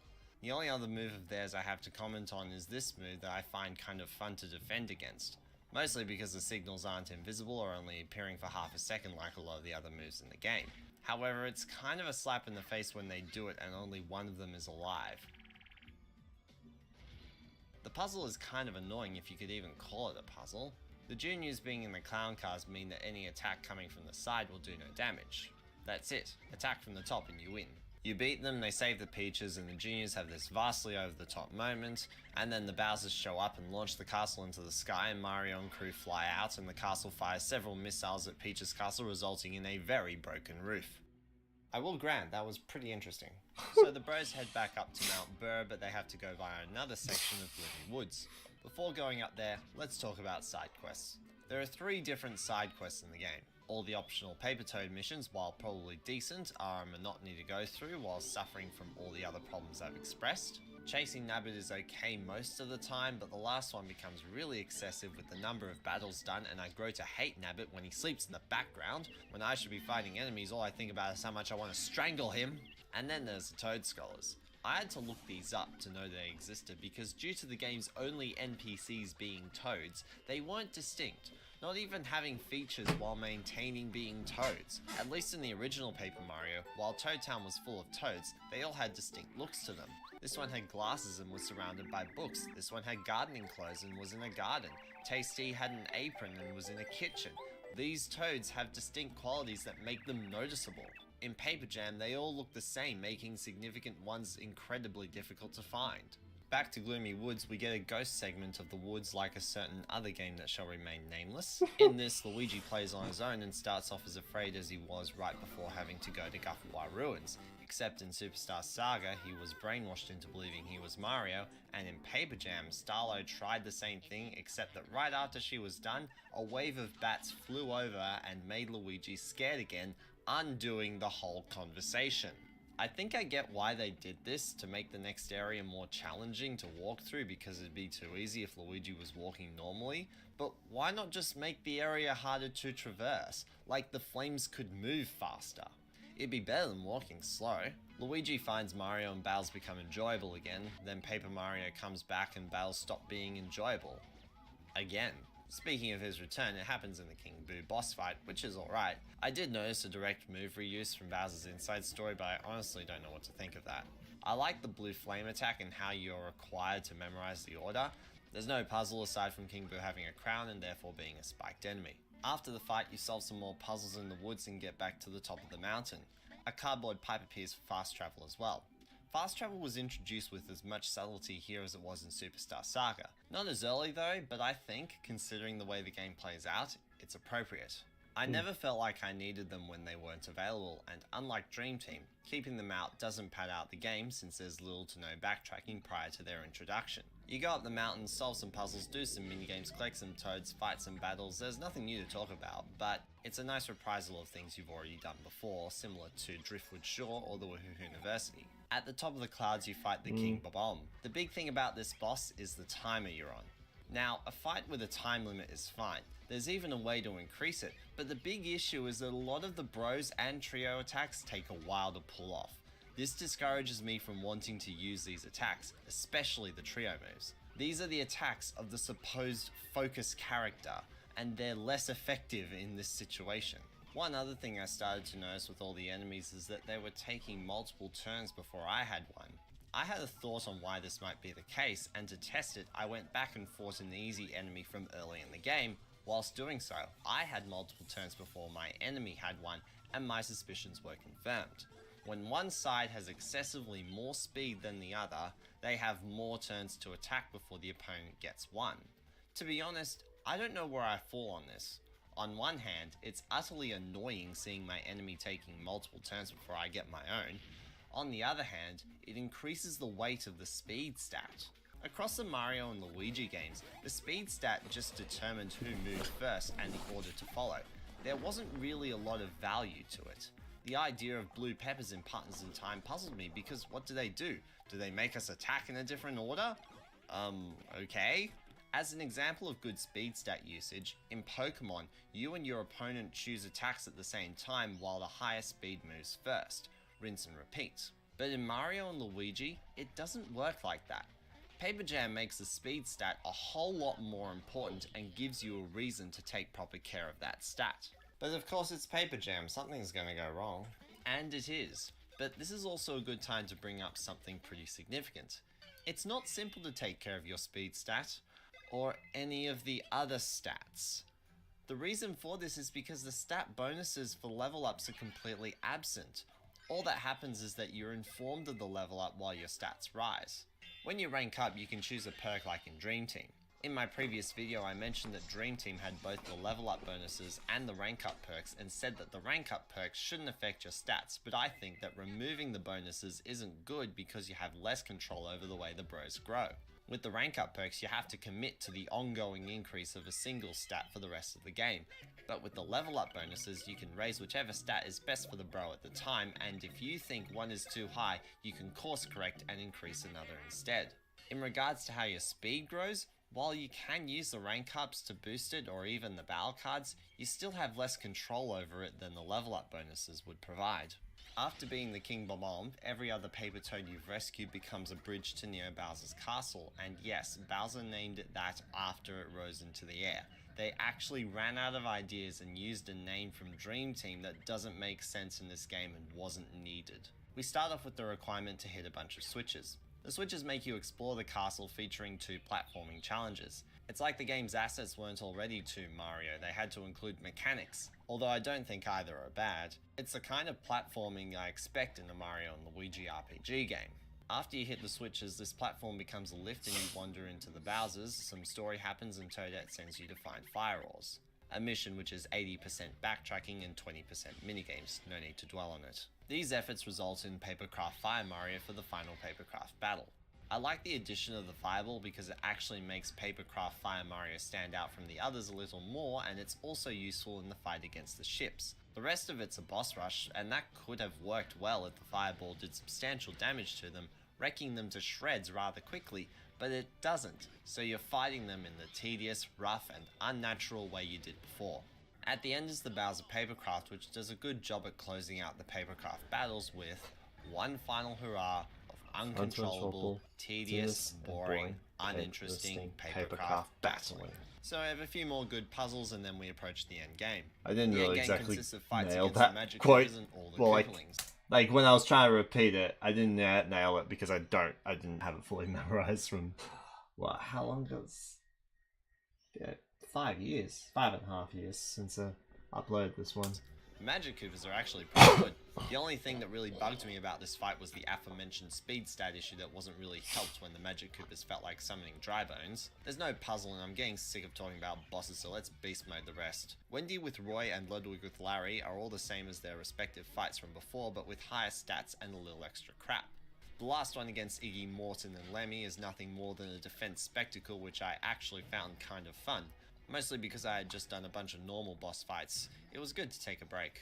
Last but not least, we have the final boss against Bowser and Paper Bowser. I must admit, throughout the game the boss fights were mostly duos, and it's good to see that taken all the way to the end. It's basic Bowser stuff, and one of them will hide from attacks on every other turn, which only serves to pad out the battle rather than actually make things difficult. The real final boss begins on the second phase where Bowser is wearing a cardboard transformation of Paper Bowser, I think. Yeah, one doesn't betray the other. I'm not sure, it was weird, but I gotta admit, graphically it looks really good. I didn't talk much about the visuals of Paper Jam because all the assets are ripped straight from Dream Team, while the paper characters are from Sticker Star, but I have a few statements. I like the way the clouds have moving shadows in Sunbeam Plains, it looks really nice. I don't really like the way the paper characters look because of their more rough movement. It's not bad on its own, but when next to the non-paper characters, it's inconsistent. Back to the fight, there's so much stuff. I'm not sure if I still agree with that statement. Because, like, yeah, it's not consistent, but it makes them distinct. So, maybe I disagree with that today. That moves too fast. Goombas are invisible when Bowser does this. In this attack, I tried looking so hard to find the signal that says Bowser's going to fake you out, but I honestly couldn't find it. And I don't completely know how to counter the final part of the screen chase. I managed to do it once, but I'm not sure what the timing is. The attacks of Bowser could be worse since there are good ones. There's also the puzzle, but I don't think said puzzle accomplishes its own goal. When the cardboard suit is completely intact, Paper Mario can't use the trio attacks, or otherwise Bowser counters with an attack of similar nature. I think the idea is that as a player, you're supposed to miss having access to Paper Mario's moves. The problem is that when the suit is intact, Paper Mario becomes useless, and so all he can do is heal, which helps keep Mario and Luigi alive in the near impossible to avoid attacks. This made Paper Mario a mage and made the battle a lot less frustrating. But here's the thing. This means that Paper Mario, who was supposed to be the focus character throughout the game, who rescues Mario and Luigi from a forced death scenario, who supposedly was able to relate to the Paper Toads, who made the trio field moves possible, was revealed to only be really good as a healer in the final boss. You could take that knowledge and bring it back to every battle in the game. If you give Paper Mario that same treatment, then things might go a little smoother. And it doesn't work well if you give that role to Mario or Luigi or both, because it's easier to keep Paper Mario alive from enemy attacks because of the way he defends. You can eventually use trio moves in the fight, and it's good to do so when you can, but he's still better as a healer. The game ends exactly how you think it does. Bowser's a beat, paper characters return, everything's fine and dandy, and then Paper Bowser starts terrorizing the paper world again. Must be time for Color Splash. I have no idea what Mario and Luigi Paper Jam Bros is trying to do. It seemed like a crossover between Mario and Luigi and Paper Mario, but there's only one mechanic from Paper Mario in the game, while the rest of it remains dominantly Mario and Luigi with a third character you play as. It has all these random things such as broken up minigames that for the most part don't make sense or have a strong place in the story. The uninteresting world and minimal nuance left the game feeling too generically Mario rather than expanding to creative ideas present in earlier games.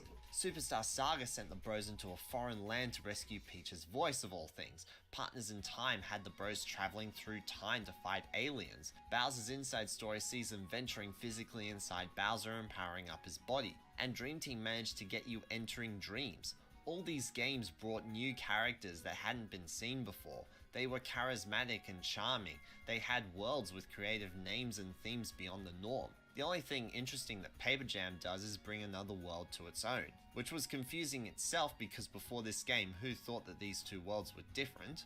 The moves don't do much, the enemies are uninteresting, most of the bosses are stale and all of them are too similar for having two opponents with no puzzle.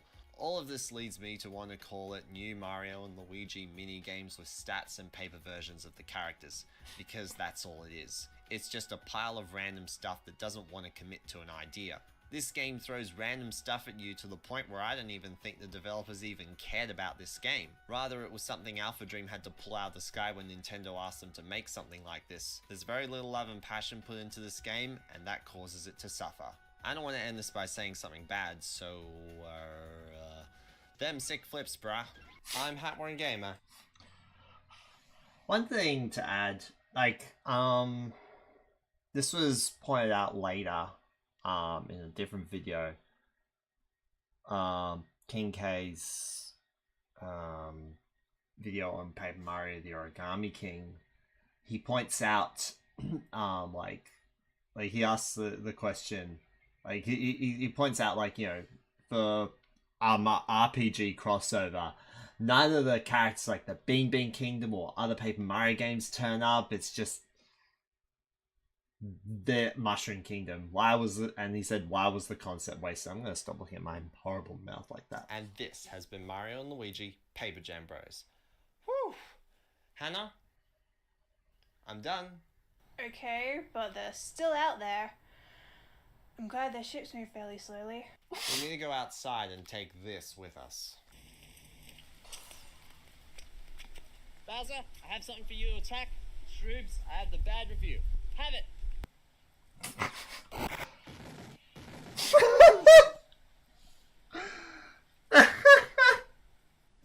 This is so stupid. Bye then. How do you know this is gonna work? Well, you see, the Shroobs wanted to destroy the bad review, right? Yeah.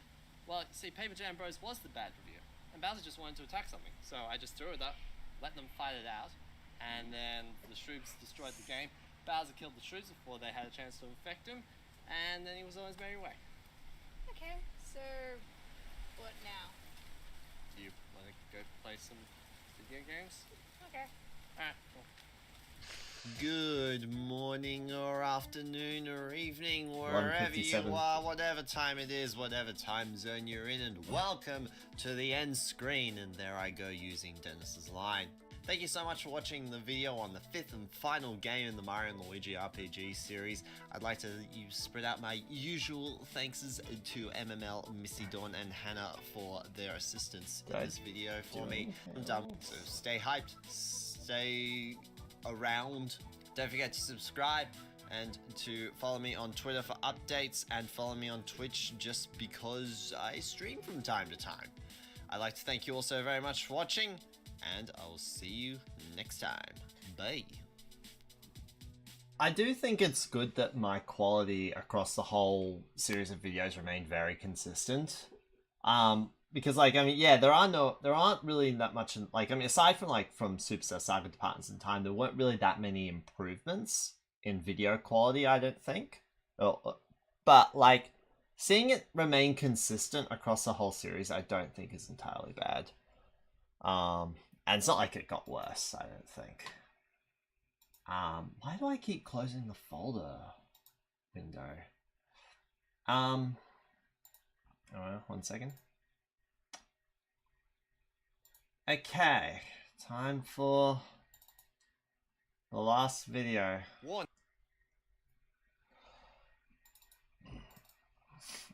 Alright, I have the last video in the Mario and Luigi RPG series talk series where I talk about where I wrap it all up and like tie it all together and close it off. Then again, I still just think this is largely the same as everything else. But that said, it was really hard to write, I found. I did find it was really hard to write it. And just try to like work out a proper direction to go. But I thought it was alright in the end. Warning. The following video contains a high amount of hat-wearing gamers' opinion. It may be different to your own. This is life. Hello and welcome to the Mario and Luigi RPG series talk wrap video. If you haven't seen the actual series, then I'd highly recommend you go back and watch those videos for this one to make sense. I hope that it was worth your time to stick to those 5 long videos and that there was something of value to you. Reflecting on this series of games and videos, I'm seeing a downward trajectory across the series from Superstar Saga all the way to Paper Jam Bros. The only exception to this would be Partners in Time, as I would place Bowser's Inside Story and Dream Team Bros above it. Also, I'm Australian, so I'm going to start shortening these game names at some point. I'm Hat-Wearing Gamer, and this would be What was Partners the in other thing Time, I as said? I would place Bowser's Inside Story and Dream Team Bros above it. Also, I'm Australian, so I'm going to start shortening these game names at some point. It says Macca's. I'm Hat-Wearing Gamer, and this is Mario and Luigi RPG, a series talk wrap-up video. If there's one thing this series is notorious for, it's tutorials. I think this reputation is what caused something like the guidebook in Paper Jam, yet people don't seem to realize that you can't play a game, or rather, play it well, if you don't know how to play it. A good tutorial that teaches but isn't forced will work, and I don't think any time the game's taught you how to play was done badly. The only time it was bad was in Paper Jam, where it wasn't done at all. You remember those times in school where the lesson was done in a really practical manner? One lesson I remember was measuring the heights of everyone in the class and the teacher using that data to teach students how to calculate an average value. That's one class I never forgot because of how it engaged myself as a student. Now remember those times in year 11 and 12 where the teacher only told you so many things and the rest was up to you, with the statement students are responsible for their own learning, and it was really boring and frustrating? That's Paper Jam's philosophy. Disclaimer, I'm not devaluing that as an educational method, but rather rejecting the idea that it should be brought to video games. Additionally, the tutorials were taught in a similar fashion across the series. In Superstar Saga, Bowser's Inside Story, Dream Team, and to a lesser extent, Paper Jam, Mario was taught first and the focus character was last. In I don't know if it's that's the same experience of everyone's experience of school. It might not even be in Australia. It might even not even be everyone's experience in New South Wales, where you're supposed to go through the same educational system. But that's what I went through. Maybe not even the same experience of everyone at my school in my year. Superstar Saga and Dream Team, that was Mario, then Luigi, while Bowser's Inside Story went from Mario to Luigi to Bowser. What exists of Paper Jam's tutorials does technically teach Mario and Luigi together and brings Paper Mario in later. The exception was Partners in Time teaching Baby Mario solo battling before even meeting the bros, something I never really quite understood. Out of the moves you learn across the series, there actually isn't a move that I would say I hate. There are some that I like more than others, but overall I don't hate any of them. They all have their moments of usefulness, but there is a commonality across most of them, and that is the fact that they are collaboratively performed by the characters. Only the single jump, hammer swing, and hand powers could be performed by a single person. All other moves took 2 or more characters and always included the focus characters in them. There are a few superficial exceptions such as the spin jump and bros ball and Partners in Time, but you soon learn how to integrate the babies into those moves. We also have moves learned by Mario and Luigi in Bowser's Inside Story, but none of those moves are original in the game, and sometimes they can even be used to infiltrate the inside of Bowser. When using these moves, the games make you use them in a very simple way by giving each playable character one of the face buttons and allowing the L and R buttons to toggle what moves the face buttons perform. In Superstar Saga, the face and shoulder buttons correlate to the position of the characters, but this made toggling through moves mildly obnoxious. Ever since, Mario was always A, Luigi was always B, any additional characters owned X and or Y, and L and R's function was changed after Superstar Saga to keep changing moves Right, from being Bunky. too complicated. This actually makes the usage really straightforward. We know to press A for a Mario action and B for a Luigi action, and the games stay that way for the rest of the series. L and R's change worked for Partners and Bowser's, but in Dream Team that was lost due to how many pages of moves there were by the end of the game. Paper Jam made all of them a tap on the touchscreen away in addition to the L and R buttons for further convenience. As a result, the theming of L and R was lost in favour of a more straightforward system. At first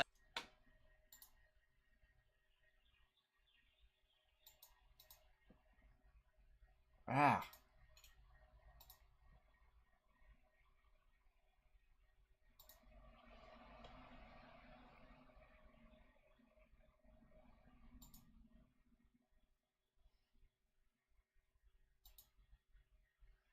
There we go.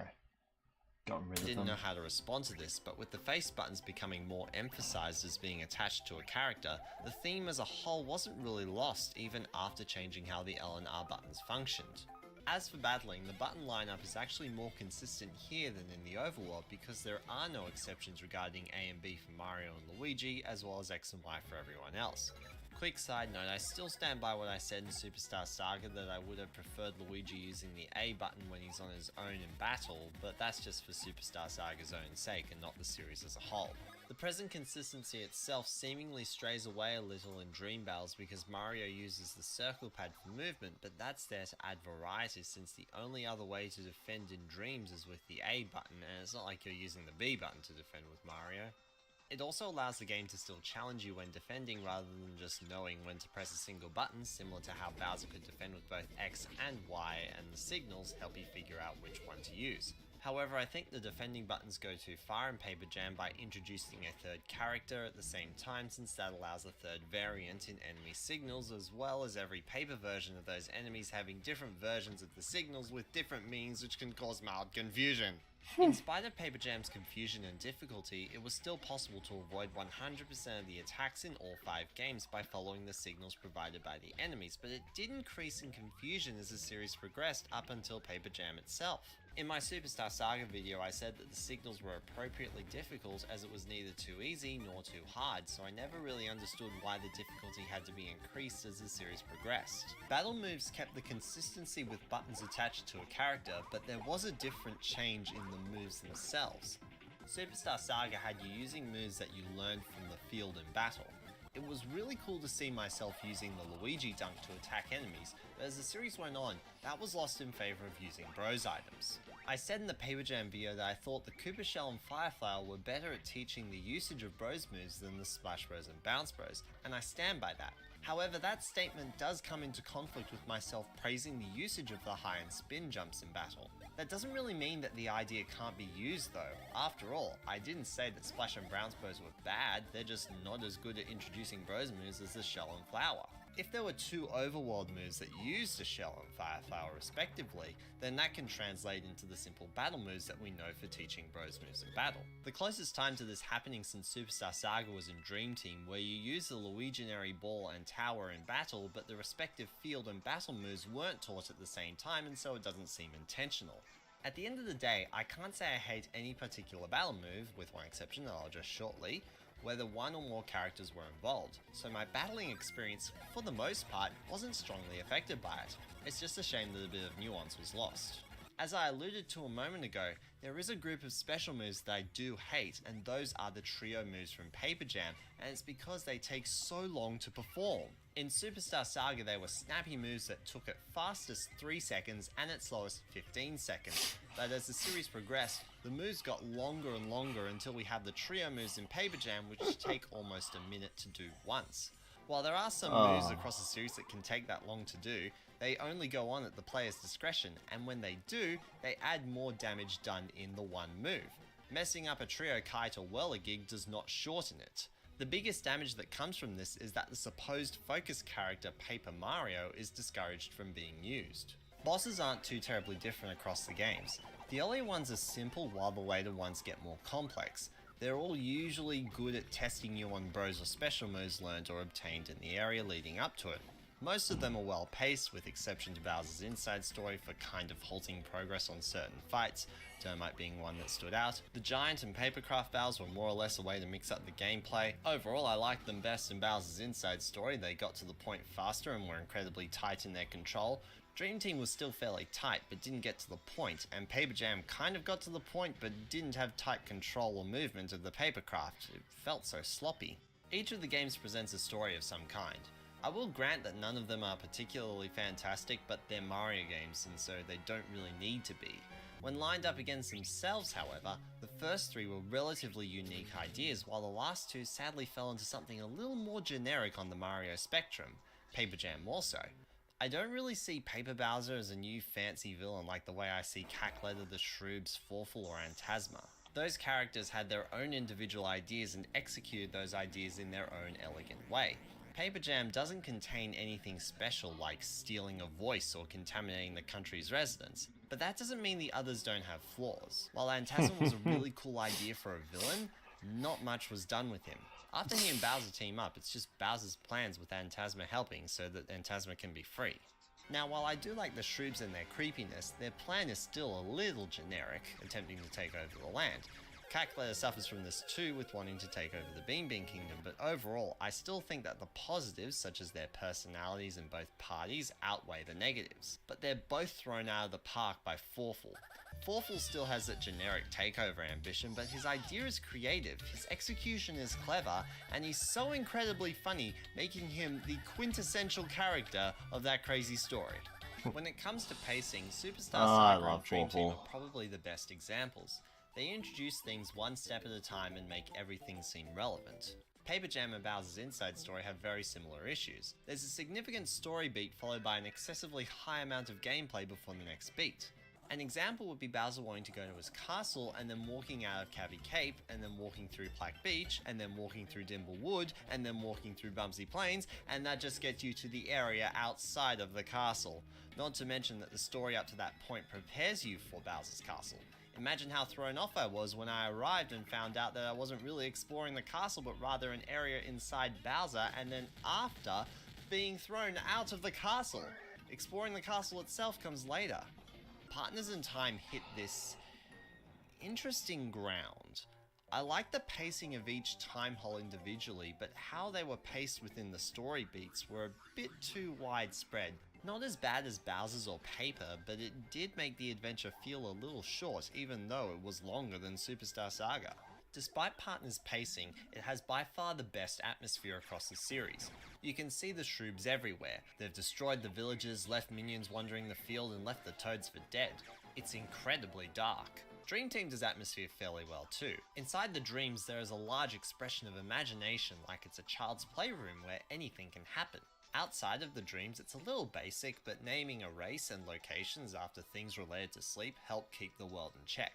Of course, the other three games aren't without their goes at creating an atmosphere. Superstar Saga presents the Bean Bean Kingdom as being somewhat hostile up until a certain point in the game. After that, there are a few beats to keep the adventure going, but towards the end, Bean Bean Castletown is destroyed again to help create urgency for the end game. Bowser's Inside Story has Blorb's Toads throughout the town, and Paper Jam breaks a hole in the roof of Peach's castle, leaving it severely damaged. Those things helped in smaller ways, but are mostly it for each game respectively. Although the focus character concept isn't something that's ever been explicitly confirmed as existing by Alpha Dream, it's still all over the games. If I was to rank how I would rate each game's usage of their focus character, I would place Paper Jam at the bottom, with Dream Team coming into 4th, followed by Partners in 3rd, and between the last two, I'll get back to that. I'm going to do something weird and start from the middle. I think Partners' attempt didn't work as well as Superstar Saga's. They start with the Vim Factory and then jump right to the end as the baby's tears are destroying the Shroob leavings with nothing else in between. It seemed like it was trying to do the same thing that was done in Superstar Saga, but instead not really finishing it.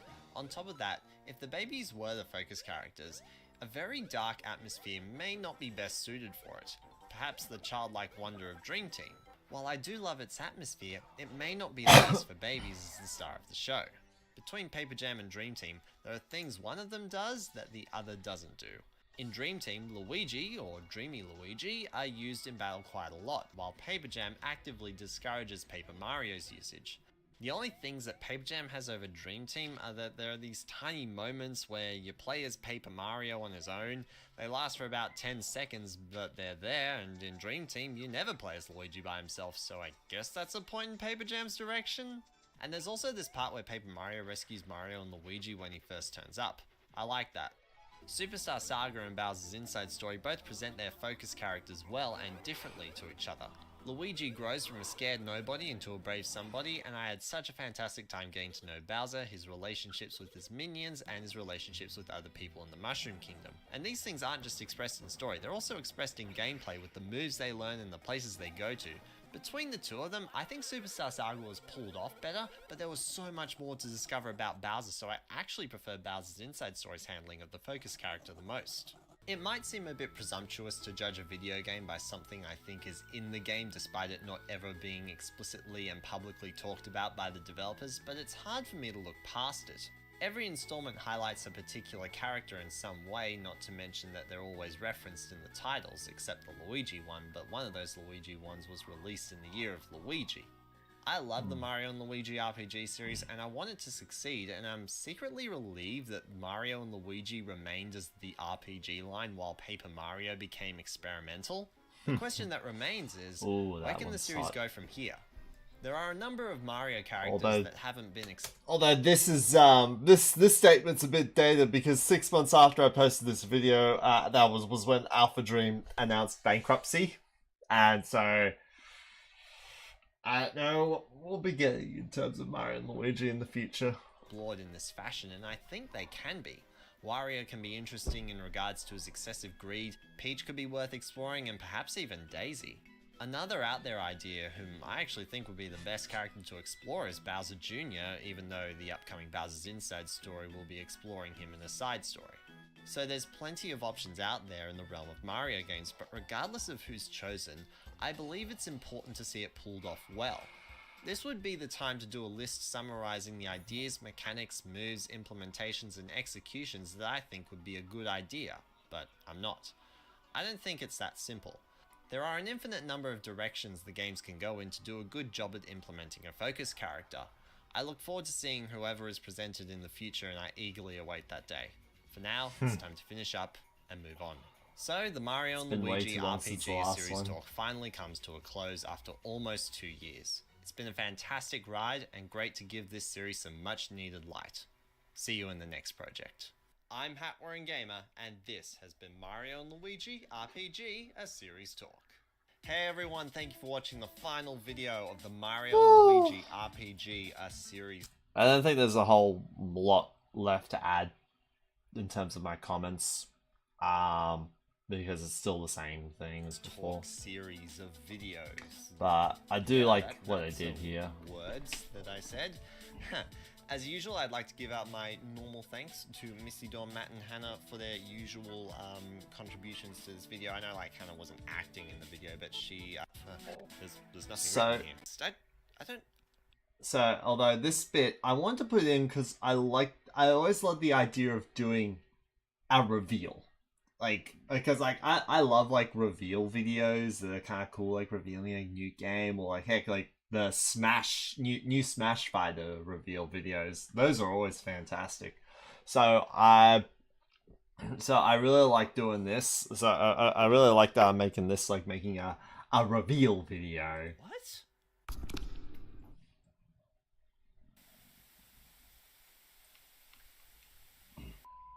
Technical difficulties, please stand by. Yeah, ones that like leave you speculating along the way. Oh.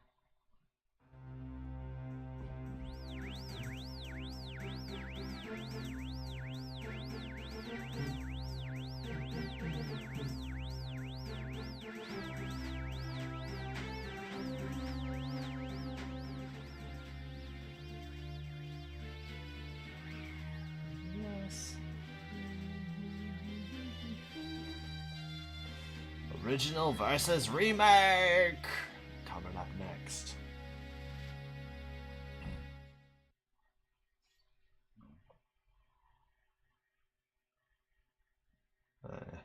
This is just for the end screen. This little, like, extra 20 seconds of black. Alright.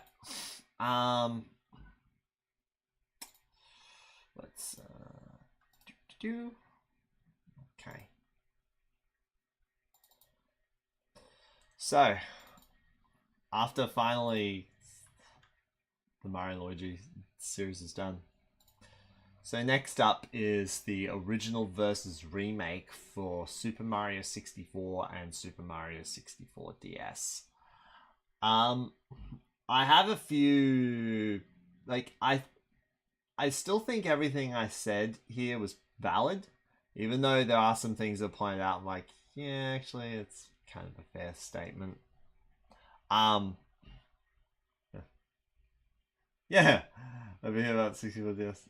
Oh yeah, yeah. I'm about to go through it right now, so if you want to stick around, that's there. So yeah, we're going to go through this one and see if I would do anything different. However, I do think this is when I really did start to make a lot of changes. Yeah, we're doing it now. This is when I started to make a lot of changes. Especially I really toned it down on camera segments. I think like I tried to do it as little as possible. Like there's only like 3 or 4 bits in like these 40 minutes. Warning. The following video contains a high amount of hat-wearing gamers' opinion. It may be different to your own. This is life. Oh, boy. Forgot about this one. Super Mario 64 is a game that needs no introduction. It released in 1996 as a Nintendo 64 launch title, it was the debut of 3D platforming with a player-controlled camera, and it was the debut of the analog stick. 9 years later, Super Mario 64 DS What? It was 2004? Not in the Great Southern Land. Anyway, it released in a somewhat... Can you tell I'm fashion. Australian? It was released as a Nintendo DS launch title, it was the debut of 3D platforming on a handheld with a player-controlled camera, and the debut of the touchscreen. Remaking Super Mario 64 is a tall order to meet, disregarding how Mario 64 itself has aged over the years up until 2019, but in 2005 it wasn't as dated as it is today. So, how well did the DS remake do? Did it improve on the 64 version, or is it hot garbage? Let's dive in and find out. I'm Hat-Wearing Gamer, and this is Super Mario 64 Oh and gosh, Super I have Mario like a little 64 DS zit for on my original face. versus remake. I think I did everything I could to get rid of that, but I just had Also, this is going to be in depth, so... to record it that day. Spoiler warning, I guess? I don't know. Everyone and their mother has played this game. I mean, who really cares about Mario 64 spoilers? Super Mario 64 was the first game I ever played back in 1997. I was stunned by how I could control this guy on the screen who was wearing a red hat. Red's my favorite color, by the way. I could make him Still run is. and jump and explore this fancy imaginative world. I would go on to play other games, and although there's another Nintendo 64 cartridge that blew me away even more, Super Mario 64 still holds a significant place in my heart. Fast forward to 2005, I hear about this crazy new handheld called the Nintendo DS and a new game, Super Mario 64 DS. When I saw footage of this, I knew I wanted it. It looked like it had updated graphics and you could play as other characters. It was unreal! I wasn't able to get it on release, but I do remember the first time seeing it live and playing it myself. It was on a friend's DS, and I wanted to have a go. He let me play. However, I was playing as Yoshi. I noticed the game had only 1 or 2 stars collected, so I decided to start a new file, and then choose to play as Mario from the beginning. This is surreal. This is exactly what happened, and I was super confused. Oh. Okay. He's in the center of the box art, and his name is in the title, but I can't play as him. Super Mario 64 DS is the only Mario adventure game where Mario has to be unlocked to be played as. The only other game in existence where Mario had to be unlocked was Mario Golf on the N64, and even being a spin-off sport game, it's equally bizarre. Imagine getting Super Mario Galaxy and then starting the game and realizing that you're playing as Luigi from the beginning and you have to complete the game to play as Mario. Like, what is that? I'm not gonna lie, that actually would be kind of cool, I think. I think a lot of people would appreciate that, but I do think pacing-wise, it is kind of weird. Like, that would still be weird, pacing-wise. For Mario 64 DS, we instead start out as Yoshi, while I think, like, the specific example I gave would be popular just due to the popularity of Luigi himself. Mario, Luigi, and Wario join the party later on. This is one of the largest changes in the remake. The way they play have a few merits here, but also some fairly questionable decisions. Let's start with the good. My favourite inclusion is Luigi. In a lot of cases, he's an alternate method to getting stars as opposed to Mario. While most of them are fairly easy, they can still have some challenges. Luigi can go out of control while whirling through the air unless you apply a little bit of concentration. He can also run on water and scuttle, but they're not useful for anything. Even when you think water running might be useful, it isn't. Luigi's inclusion also means there are some more internet theories that he's hiding in the game, like in the N64 version, but that won't stop the internet from creating more crap to feed idiots. Everyone is here, except Waluigi. The irony is that L was real in Mario 64. L was real. But I don't know if Upside Down L will ever be real in 64DS. I'd rather not go into that right now. Okay, where was I? Yoshi behaves almost identically to Mario except for a few tweaks. He can make eggs, hover, and spit fire. Making eggs is a fancy way of killing enemies but isn't required for collecting stars, with one exception that I'll discuss later, unless you need it to kill an enemy wearing a hat. It can also kill enemies that were otherwise invulnerable in the original, like these snowmen. Sadly though, after you rescue Mario, there's almost no reason to go back to Yoshi. There's one star in Snowman's Land that requires him, otherwise he's useless. Wario is the most shoehorned in character. All he does is break giant brick blocks. The metal cap adds some weight to his usage, pun absolutely intended, but overall he's just a slow moving, low jumping fist for giant brick blocks. As a side, due to Wario's weight and speed, a sense of momentum is lost when breaking blocks. Back in the N64 game, my dad found a nifty trick for taking off with the wing cap. Jump 1, break the block. Jump 2, get the cap. And jump 3, launch into flight. I applied that to other caps even if I didn't do the third step. In the DS version, that works for Mario and Yoshi, and it can work for Luigi if you do it right and not scuttle, but for Wario it's impossible because he can't jump high enough, and that's so annoying! Why would that make you hate Waluigi? I know it's just a minor pet peeve, but I just have to say it. Now, I did think he was just a little more interesting when I noticed him slowly sinking in water while swimming, and I thought that was a kind of cool thing. I know it doesn't add much to the gameplay, but I thought it was cool that he just sank because he's so heavy. Until I noticed Even though I Mario don't think that's doing it. actual and all science. that went out the window. However, they all work for the character unlock levels since they're all built from the ground up with the new characters in mind. Due to the new character inclusions, the DS alters the way the power-ups are done. While in the N64 you get the power-ups based on the colour of the block, in the DS version the power-ups are based on the character you're playing as through the Power Flower. Mario can... actually, he's a little complicated, so I'll get back to him. Luigi becomes invisible and Wario becomes metal, two things that I believe are actually fairly appropriate for their characters. Luigi is strongly associated with ghosts and Wario's tough. The downside is losing the Collect the Caps mission in Dire Dire Docks. Yoshi has a flame power-up which you only need to use once to 100% the game. Not that I want to use it because you have to stop moving to actually breathe fire. Imagine how awesome it would be to run around and shoot fire at enemies at the same time, or how satisfying it could be to run around a maze of ice blocks burning everything in your path as you run through it. Now Mario has his wing cap from the feather that functions identically to the flying cap in the N64 game. However, if he gets a power flower, he then becomes Balloon Mario, which allows him to float upwards, which in turn allows him to break some levels.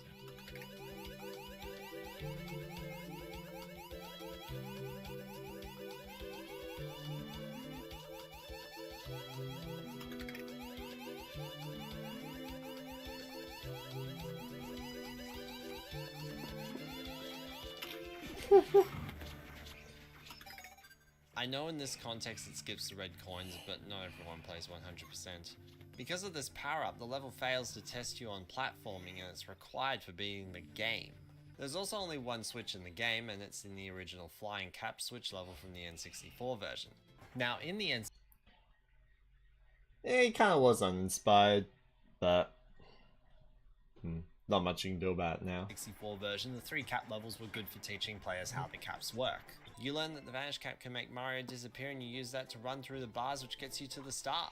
Same thing for the metal cap. You can walk around immediately underwater in the strong current where there are some red coins, and attempts to swim in it are fruitless unless you have an exceedingly high amount of patience. The DS version doesn't offer that kind of practical teaching because even though there are brief explanations the first time you pick up a power-up, that doesn't guarantee there to be an immediate application to test your skills. The flying in the N64 version is a bit different compared to Vanish and Metal, since after pressing the switch you really have to restart the level in order to properly apply what you've just been given. I do wish there was a cannon in the level because it can teach you that you can use the cannon to launch yourself into a flying state and doesn't require restarting the level and in turn getting a near perfect run of all 8 coins. Sadly, the DS version doesn't improve on this. In fact, it's even worse because the blurb of text at the start doesn't do anything to explain how Mario flies. Oh hey, you have a new power up for flying, you can just figure it out, right? You do find out eventually when you get the feather out of the box for the first time, but that's after you hit the switch. On a side note though, I can't get over the text blurb at the start of the wing cap course in the N64 version. Pull back on the control stick to go up and push forward to nose down. Just as you would when flying an airplane. When I was 5 and first playing this game, I'm glad I could reflect on my experience flying an aeroplane and apply that to video games. Despite the characters being shoehorned in, the opening of the DS version does a good job at introducing all these characters. Right after Mario pops out, Luigi and Wario pop out of other pipes and all 3 head into the castle. We quickly see Yoshi sleeping on the castle roof, and then he suddenly appears on the castle grounds, and scientists have yet to figure out how he got there by just sleeping, but hey. The words of the Lakitu and the music actually bring a mild tone of worry for Mario's whereabouts, leading you into the adventure. It's an effective intro to the new players as it simply conveys the disappearance of some characters and gets you started as Yoshi. And to veteran players, this cutscene conveys that the game is going to be different to the original by reminding them that Yoshi was on top of the castle but now he's not and things have gone wrong. There are more characters to play as and more to rescue. Those descriptions sounded the same, but I'm trying to say that this is a good intro for both new and returning players. Is there something I'm forgetting? Oh yeah, this is a comparison video. The N64 games Visuals felt a little bit repeated, but I don't know if there's a better way I could have done that.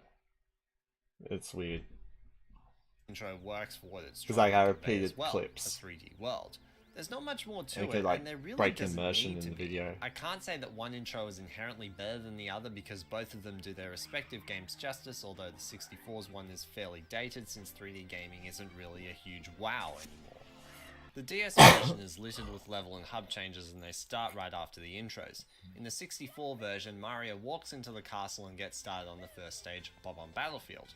In the DS version, Yoshi can't even get into the castle from the start. He's forced to go back and find a rabbit with the key to the front door of the castle. This intros you into unlocking minigames and later on finding one of the castle secret stars. It's effective for that purpose, but I'm not sure if it should be a requirement this early in the game. It's not that important since you can defeat the final boss without ever catching another rabbit, and it's pace breaking for veterans who just want to go straight into the game. Perhaps catching one could be a requirement to rescue Mario rather than to get inside the castle. At this point, both games only let you into the first stage, Bob-omb Battlefield. Since Yoshi can't punch, the first mission is altered for the DS version by taking in Bob-ombs thrown at you and spinning them back at the king. It actually works pretty well since spinning Bob-ombs back at Yoshi doesn't require as much accuracy, and a replication of the N64 fight comes in later. A change to Bob-omb Battlefield that does rub me the wrong way is the removal of the 64's third mission. Shoot to the Island in the Sky is a great introduction to using the cannon. Bob-omb's level design is inviting of it since the Bob-omb buddy that opens it for you is right there at the start of the level, and there are no bottomless pits to accidentally land in when playing around with the cannons. Shooting to the Wild Blue and Womp's Fortress doesn't cut it because the level design doesn't show you the cannon from the start, and far more importantly, you can miss and die. Granted, it's harder in the remake to die because of the extra ground, but it's still possible. Bob-omb's third star in the There's DS not much is the extra search for ground, 5 too. silver stars. They're similar to the 8 red coins, but are different since you can't get hit and lose progress, adding comparatively higher stakes to being hit by enemies, and sometimes they jump around, not staying in one place, requiring a bit of strategy to get them. I only wish they weren't displayed on the map at all times, unlike the red coins, which are only seen on the map when you talk to a specific Bob-omb. I appreciated this addition, although sometimes it was utterly useless. Bob-omb's last newest star is King Bob-omb's Revenge, and I love the way it's set up with the extra brick blocks, meaning that Bob-omb's army's defense is up. The king is serious. The fight is the same one from the N64 game, which is essential in teaching you how to grab Bowser's tail. Whomp's Fortress introduces Switch Stars, which create a time challenge for getting a star. I think something like this warrants a timer being on screen so you don't have to worry the whole time if it's going to run out in 3 seconds, otherwise I like it. However, the way Whomp's Fortress was changed to allow it boggles my mind. The area is actually fine on its own for the Switch Star, it's just how it affects the rest of the level. In the N64 game, you walk across this path with the stone dudes that might push you off the path and onto the grass area below if you're not careful, and that's a good start. Right after you clear those, the test comes in with the platforms that move into the wall, and if you fail, you're dead. The trainer wheels are off and the game says, you're ready for this challenge. In the DS version, the same gaps don't let you fall to your death, removing the challenge of the test, and saying there are gaps later on in the game to test you on your jumping skills doesn't cut it because the gaps in the N64 version nicely paste in their increase in difficulty. The DS version trashes that with, hey, it's easy, now it's not, relatively speaking. Not to mention that the existing level design wasn't properly changed to accommodate the new parts. This fence. So that whole comment bit there was more about, when I said relatively speaking, that's like, I know it's not that hard still in the end, but it's just still there. It's still a broken pace breaker. Looks stupid. Bob-ombs and Whomps are the two most changed levels in the game, while the rest of them are near the same, with the 7th star normally being a Switch Star or Silver Star collection. There isn't a single Silver Star mission I don't like, with one exception that I'll get to shortly. Lethal Lava Land makes good use of riding the shell around the lava. Shifting Sandland's pyramid puzzle replaces the 5 coins with 5 Silver Stars, which I think was a fairly warranted change. I get why they remained as coins in Bomb-omb Battlefield, they were inside a coin circle, but in the pyramid, it makes sense. Snowman's Land turned the N64's red coin mission into a Silver Star mission, which I don't think hurts the level since some of the red coins in the N64 version were piled up. Wet Dry Well is just a small exploration mission in the main area, which I appreciate since the red coins are in the town section, and given its abstract level design, it makes it more interesting to explore the level and find things. Tick-Tock Clock's mission is the only questionable addition since you don't really need to go far to find them. If you wait at the bottom, they'll eventually just fall to you. I think this level should have actually had a Switch Star instead. Speaking of Switch Stars, despite me liking them in concept and despite me just saying that there should have been another, they are way overdone throughout the game. A lot of times they just seem tacked onto a level. There are a few ones that I think were worth including, such as Dire Dire Dock since it requires a shell. However, I must bring up Rainbow Ride Switch Star. It's really weird. The switch is at the big house, keeping in mind that the original big house in the Sky mission is still there. When doing the Switch Star, you must get off the carpet and hit the switch outside. Now it's possible for the carpet to disappear while you're off it, so the game lets you balloon and ride to the roof. Aside from the long carpet ride, it's not that bad. However, in the original Big House in the Sky mission, you can take the balloon power up to the top and get to the star just like that. You're basically doing the same mission twice. Though it's ironic, because I'd rather do the DS version of Big House since you can skip the second part of the carpet ride. In the end, I think the Switch Star should have replaced the original Big House mission and the 7th star put somewhere else in the level. And that's one of the big problems with a lot of the rest of the levels. It seems like there was a lot of work put into the first 2 levels in the remake, but not much was done with the rest of them. Then there's Tall Tall Mountain, which is neither a silver nor Switch Star as the 7th star, but instead it's a flying 5 coins mission like Mario Wings to the Sky from Bomb-omb Battlefield, but this new one is far less exciting since there's no cannon involved and doesn't have this self-imposed exciting challenge of trying to get all 5 coins in one flight run right after being shot out of the cannon. You know you tried that when you were younger and were super satisfied when you landed that perfect run. Tall Tall Mountain is take off, get coin, turn around, land, rinse and repeat. You might be able to pick up 2 coins in one run, but there's still 3 trips out at minimum. Not to mention that someone thought it was a good idea to cage in the exit to the slide, meaning that you need those aerial coins to get the 100 coin star rather than the slide, which is infinitely more fun. There are more level changes, but let's take a break from them and talk about new levels. None of the new levels join the 15 numbered courses, but instead just hold castle secret stars. I actually like most of them a lot. Sunshine Islands is really just a fun, fresh new level with an easy Silver Stars mission. You only need 1 star to get to it, so there's really no reason for it to be difficult. I like the Secret of the Battle Fort, but then I found out its name and it became slightly less interesting. I always saw this place as something with a mechanical theme and not a fortress theme. I still like the Silver Stars, but the nuance is lacking. The last 3 new levels are the character rescue levels. I love the Luigi and Wario ones. They're nice linear treks similar to Bowser stages that include a red coin mission and another star on top of that. However, the Goon Boss level for Mario gets the short end of the stick. It appears to be an explorative playground, but it's also linear because there's a defined end to the stage? I'm not sure what this level's trying to be. It's worth noting, however, that the Goon Boss battle is the best usage of Yoshi in the game by requiring egg firing. The red coins are alright, but I have this odd peeve with one of them. So, in each of the Mario, Luigi and Wario levels, the additional star, not the red coin one, requires the abilities of the characters rescued in the level, and I think that's neat. Additionally, the red coin stars require the abilities of the other two characters for at least one coin. Except Mario is required for one in the Goon Boss level, and when I remember this, all I'm thinking about is how sad it is that theme was lost. That's it for new. Like, I know it's not a big deal, but it just rubs me the. It's like, oh, it was fully consistent except for that one thing. And like, if that one red coin just was different, it didn't require the balloon power up, or it was somewhere else in the level, that would have been awesome. Levels, let's go back to changes. The igloo from Snowman's Land was completely redone, and while neither star within it is bad, especially that red coin mission, it's hard to forget the thrill of running through ice blocks with the Vanish Cap.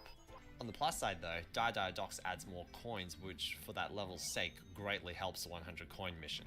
All the secret levels from the N64 are all still here with an additional star, most of which are switch stars.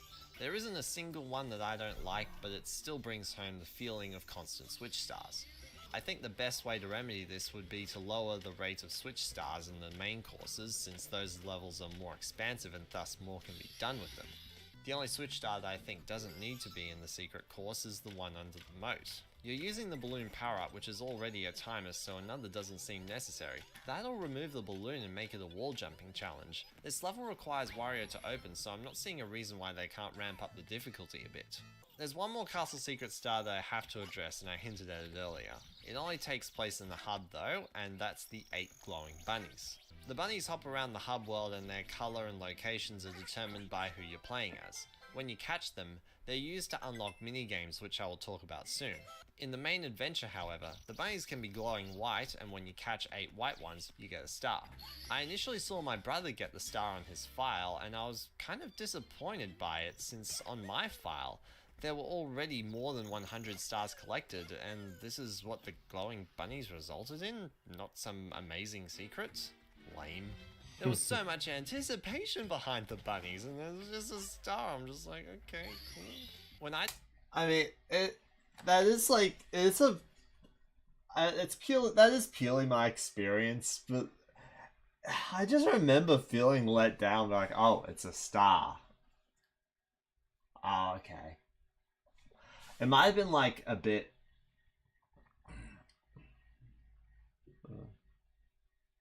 Well, the Mario stage has both a defined endpoint and a large area to explore. It's fun to discover things when it sort of feels like you're not supposed to. Well, yes, I do agree with that, but the thing is that when you first enter it, you just see the full field. You don't think there's an end. Like, there's no assumption that there's necessarily an end to the stage. Like, if it looks like a linear track with secrets along the way, that could be cool to discover. That I agree with. But like when you walk into the Goon Boss stage, it's like you walk in there and all you see you just see a playground. So it presents this feeling you're supposed to explore something and find something cool. I didn't always get a white bunny on my own file. I googled how to make them appear, and it turned out to be RNG. Even with the most optimal strat, that is, running in and out of the castle as Yoshi, it can still take a long time to do. Another change to the hub cleverly gets you some stars with the ability to walk through the mirror as Luigi while invisible. However, one change that didn't affect my perception when I was younger, but a problem I can see today, is the room where you change characters. In the N64 version, it was just for the secret slide, and the way it's designed leads you to it. All you have is 3 stained glass windows, and since they stand out, you investigate them and discover the slide. Good game. This also introduces you to the secret levels around the castle. The same room in the DS version houses the 3 other characters and the ability to switch between them. When I played the remake, I completely forgot about the slide, and I only found it when I remembered about its existence and decided to look for it. The room's design, sadly, did not lead me to it. There is a sign in the room, but who's got time for that when you could be jumping around levels? When it comes to the presentation of both games, you have to take into account the hardware. While the N64 and DS are actually fairly similar allowed in to think regards to that. power, the games still look different. There's an obvious frame size difference between a home console and a handheld, which allows the DS version to get away with more pixely textures, not that I didn't notice when I was younger. However, the models are a lot more smooth looking in the DS version over the N64, and if you don't believe me, look at Bowser in both games and tell me he doesn't look beautiful in the DS version aside from the lack of rainbows in the final boss. I was always sad that they weren't there. Most of the audio is fairly identical, with really only one odd exception, and it's not even something new to the soundtrack, but it's just the way the cave music is remixed at the start.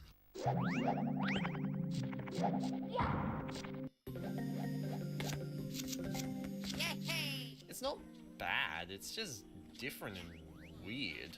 Character voices are almost on point for everyone, but I can't get over Peach's dialogue in the DS version.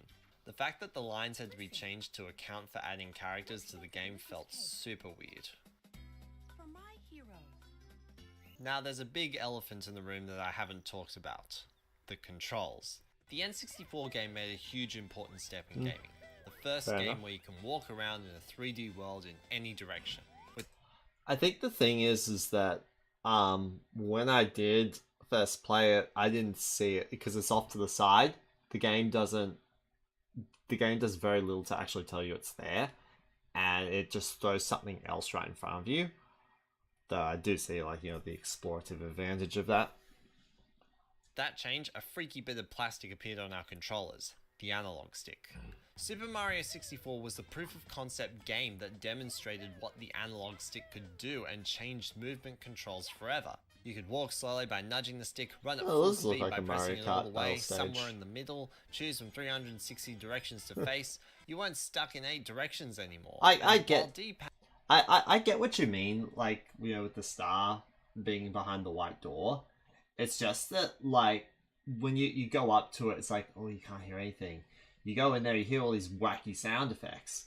It's like it's presented as it's hiding something really special, and then you go in there, you find something where there's another 149 of them in the game. And also, this means that if you erase your file and you 100% of it, you have to do it, and that's just annoying. Especially, like, knowing what's there. have their place in gaming, only an analog stick could work for Mario 64. But now we have a bit of an awkward situation by remaking Mario 64 onto a handheld console that lacks an analog stick or anything resembling one. So we use the D-pad. Mario 64 was designed with analog movement in mind, and so trying to run around Peach's castle with a D-pad can result into bumping into walls and very static movement. D-pads work well and better for 2D games, but an analog stick is usually better for 3D games unless the game is designed around a D-pad such as Super Mario's 3D World or Crash Bandicoot. Additionally, there's a run button because D-pads only have a pressed and not pressed state rather than a centimeter of middle ground that can make Mario tiptoe, walk, jog and run. With the run button you can achieve most of that, and with the run button being Y, it's easy for your thumb to press B to jump, but to press A to dive you have to move your thumb across the face buttons quickly, and although it's possible, there's this sense of fear in where you're going which doesn't exist in the N64 version due to the lack of a run button. Let me try to explain that better. So in the N64 version you can run forward and press B to dive whenever, similar to the DS version with A. Your thumb's movement across the face buttons takes your attention off of the character you're playing as in the game, and in that brief instance you could misaim your character or at least feel like you did. This also applies to the slide kick, and even though you can get I think a better way to explain it is moving your thumb breaks the immersion. I think that's the point I was trying to convey. I think I would try and write this bit like a little bit differently today. every single star in both games without diving or slide kicking once, these moves are still fun to do. It's always satisfying to kill a Goomba with a slide kick or dive because they fly into the air and explode, leaving a coin. The same can be said about the DS version, except due to its controls, it's harder to pull off, and rather than feeling satisfied, you either miss, are relieved that you succeeded, or don't do it at all because you're worried about how it might turn out. It's not all bad news for DS controls though, because one aspect is improved beyond belief. Camera controls are far less restrictive. Every analysis of the N64 game that criticizes the camera highlights this bored and wet dry world where the camera won't go behind Mario for some unknown reason, but in the DS version, you can place the camera behind the character and run through easily.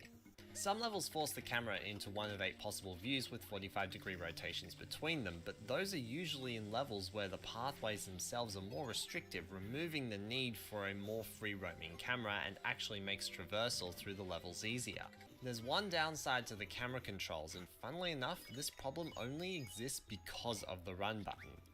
Moving your thumb to the green lips on the touchscreen to piranha rotate plant? the camera will be a jarring break in movement, Fair enough. while on the N64 you can just press the C buttons while pushing the analog stick. The DS does sport 2 alternative control methods, one that I think a lot of people misinterpret. The touch mode sounds like it was designed with only the left-handed in mind, since you can only use the face buttons while the D-pad does nothing. According to the instruction booklet, Oh, yeah. it seems like See, this bit, like, I would still on camera this bit today because it's kind of like, I don't know how you would do it without it being on camera. you get this strap that's on the back of your DS, and then you put your left thumb in it like this, and then you have this little plastic bit here, and then you tighten the strap, but not too tight because you want blood running through your thumb, and then you press down the plasticky bit on the touch screen, and then that acts as a pseudo analog stick. The problem is that without the resistance of an actual analog stick in the shell that it lives in, you keep subconsciously moving your thumb forward thinking that it might make the character run faster. The same applies to the dual hand mode, which by the way is where you use the touch pen and there's a dedicated left and right handed way of doing it. Overall, I still prefer the standard mode that I've already criticized, which I think kind of destroys what the game was trying to do. Because at the end of the N64 version, Bowser I didn't really like that transition. That was just like, it was too fast. I don't know how that ended up in the video. says, keep that control stick smoking. But at the end of the DS version, he says, keep that touchscreen smoking. He doesn't say, keep that D-pad smoking. We all know what the game was trying to do. On top of that, this kind of movement using a touchscreen was done far better in The Legend of Zelda Phantom Hourglass. Straying away from the main adventure, the DS throws in some mini-games which depend heavily on the touch controls, and they're actually pretty great. I have a lot of fond memories from back in the day playing these games. Even when recording footage, I may have gone overboard with Wanted. I broke the record by more than 400 points and even lost on purpose because I just had to move on and stop spending so much time on this one game. Also, seeing Yoshi in those Wanted posters shows that Nintendo predicted his crime 14 years in advance. Even though Luigi appears most often, but he did host gambling games in this children's video game, so it seems warranted. Those games did actually up the rating in PAL regions. I also remember my dad telling my brother and I to not play those games. We didn't hold fast to that. In fact, Picture Poker was over 3,700 coins won over the years. Where was I? Oh yeah, the minigames all use touch controls as well. There's also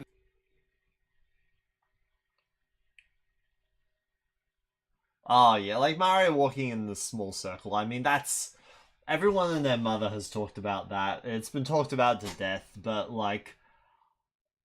I don't... Like, that is one thing, which is fairly situational, so, like, it's still annoying, but I think comparatively it's still better than the remake.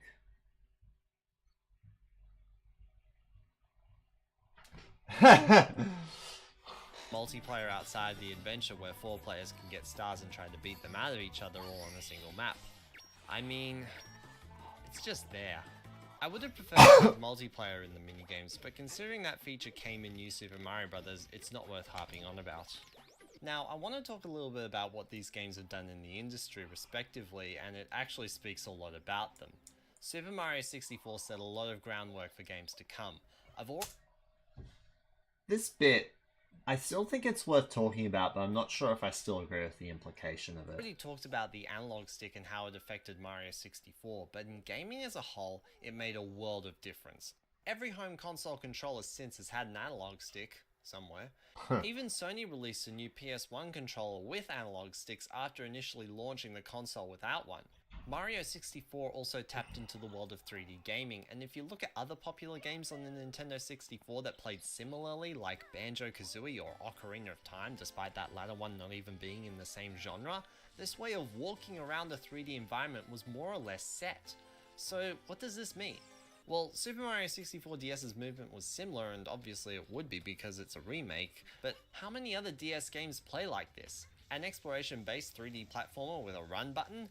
There was no game like that before, and there hasn't been one since. Now obviously there's Super Mario 3D Land and 3D World, which both have a run button, but first off, their level design was about getting from A to B, and second, and most importantly, they didn't try to implement a run button into an already existing game that didn't have or need a run button to begin with. Instead, they were built from the ground up. No one tried to imitate the DS game's core gameplay, which speaks volumes about its overall quality. Even modern games like A Hat in Time cite Mario 64 as inspiration, but no one talks about how they were inspired by Mario 64 DS. You could make the argument that Mario 64 is dated, but for what reasons? Booting players out of the level after getting stars? The DS version didn't fix that, not even 6 years after Banjo-Kazooie already did. The one exception are the camera fixes. Now, I said core gameplay because other DS games do borrow from the DS version. Implementing a map in So I think that talking about how borrows, that it ultimately means that Mario 64 had a lot of good ideas, so it was foundationally really great, but in terms of like how it was pulled off, that was where it fell. That's where it slipped. Whereas for the DS, it's a bit of a similar story, but I don't think. I think that the foundation was also kind of lacking. But like the foundation itself is more in the mini games rather than in the actual adventure. to one of the screens was widely adopted on the DS and 3DS with a few exceptions. The Silver Stars came back in the Galaxy games, and touch controls were implemented for short segments, as well as menus I suppose, across both handhelds. Using Bowser's special attacks in Bowser's Inside Story, some Mario Party DS minigames, choosing attacks in Pokemon, switching items in Ocarina of Time 3D, the list goes on, while generally speaking they stay out of the core gameplay of Mario 64 DS. The only even slight exception to this is the aforementioned Phantom Hourglass plus its successor, The Legend of Zelda Spirit Tracks, where touch controls were part of the core gameplay, but they're different cans of worms for another day. All I'll say now is that they're an improvement on what Mario 64 DS set up. The only things that the DS version did that were good was the camera and the new content, whether in the main adventure or out of it. The new characters didn't mesh well with the already existing levels, meaning that I would rather just play as Mario, if not Luigi, the whole time. The only times they fit well into the levels were the new ones that were designed around them. The best parts of the controls were the minigames, the best usage of the touchscreen mechanics, and don't have a run button. Since those, along with the camera controls, are the only improvements, I don't think Mario 64 DS should have been a remake at all. The characters were shoehorned into the original levels while the new levels were fine. If it was a new 3D platforming adventure built from the ground up, even if it had the same engine and even a lot of the similar mechanics, it... Ah, really? That doesn't surprise me.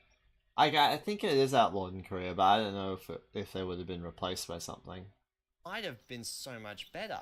But it's hard to say what would have happened to Nintendo in general at the time. After all, the GameCube's life was wrapping up after abysmal sales, the DS was meant to be experimental and not necessarily succeed the Game Boy Advance initially, and remaking Super Mario 64 might have been a more safe strategy to get people into the new hardware. I personally would have gotten it either way just seeing a Mario game on the fancy new Nintendo handheld. Regardless, the DS did become Nintendo's highest selling hardware, so maybe I'm just a Nintendo 64 fanboy who can't like a DS remake because of nostalgia. That was my little jab at all the DS, Diddy Kong Racing DS video hate. Like a little bit of self-awareness and a bit of a jab at all that stuff because like I was just about done with that. And it still keeps going to this day. I'm Hatwarren Gamer, and this has been Original vs. Remake. don't know why I put that in. It was just funny to me. Hello and welcome to the end screen. I guess. Like I don't know how to say that without sounding like Lamhoot. Anyway, so thank you for watching this video. It was actually pretty quick, relatively speaking. It's only been 2 or so months since my previous right, video yeah. went live, which is actually really quick for my channel. Last time we had a 2-month. This one was a. This was a really quick turnaround. Gap was between Dream Team and Paper Jam, and I say 2 months really generously because like Dream Team came out in the middle of June and Paper Jam came out right on the tail end of August. It was like the last day or so, or second last day, something like that. Which was hold on 1 second. And the reason it was only 2 months was because half of the video was already actually made, like the script was written and the camera segments were done. 2-month gap, I think. I don't remember when. It doesn't matter. And like, what's especially also surprising about this quick turnaround was simply the fact that my computer's hard drive actually died during this production period. You can still get to it, like I can still access it because it's like kind of in this. Yeah. Oh. So the hard drive kind of like, it wasn't completely dead. All the files were accessible and they're still accessible to this day. But I just had to get a hard drive reader and replace my existing hard drive at the time in order to get back to the video production. Thank goodness for that. It's kind of in this little casing right here. And it's like, you know, what I've been advised is to never write to it, and I don't intend to, but I can basically plug it into my computer and retrieve everything from there, which actually was super helpful because about half the script was relying on the life of this thing. So if it turns out that the drive I wasn't able to retrieve files from it, this video might not have come out until maybe April or so. So it was really nice to have that. But oh, I remember what happened. Yeah, this one was definitely March. So, this wasn't planned. This is just purely coincidental, and it's something that only I would know, or anyone who lives in New South Wales. But in 2019, but the Australian state of New South Wales had an election for our premier, and the whole country had an election for the federal government, for the prime minister. The state election was in March, the federal election was in May, and the state one, I actually uploaded this video on the day of the state election, and my next video was actually uploaded on the day of the federal election. I didn't plan that, although I think I anticipated it in the leading up, so I tried to make it so that I could do it like that. But I just thought that was hilarious.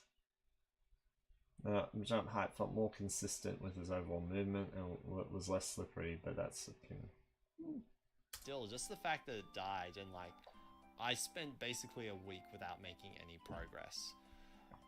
I suppose it would have, this video then just would have come out last week, if that was the case.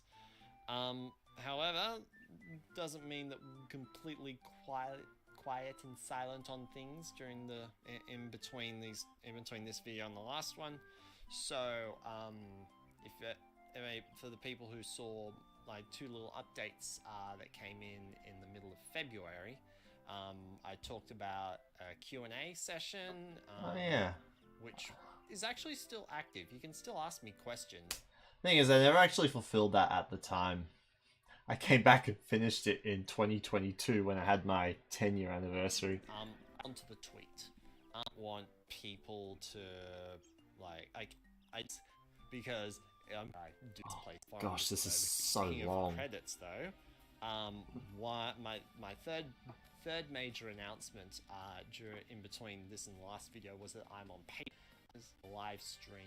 Follow me at the $10. The $10 specific. Blah blah blah blah. Uni That's has right. I made a introduced Patreon. quickly, You can go support if you want. like the last week of February, first week of March, depending on which uni you go to.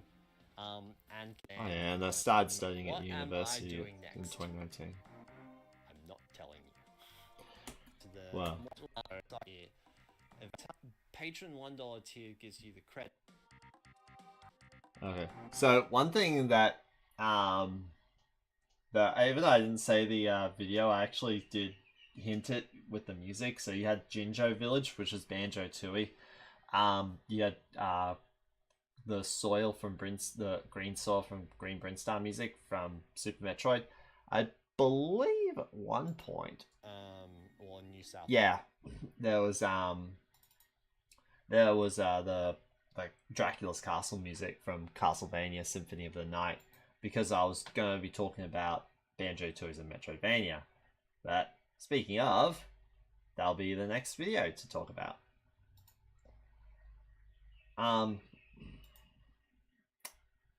14 minutes. The analysis only goes for like 10 minutes, I'm pretty sure. So I'm going to try and squeeze this one in. Now this is the last video of quite a fair few things. This is the last video where I actually have the warning, like the opinion warning thing, because after this I decide that I hate it. And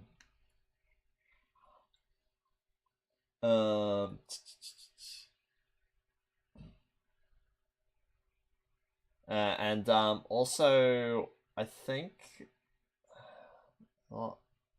this is actually the last video where I have like the old hat. After this it's like either something different or I just don't show my face at all.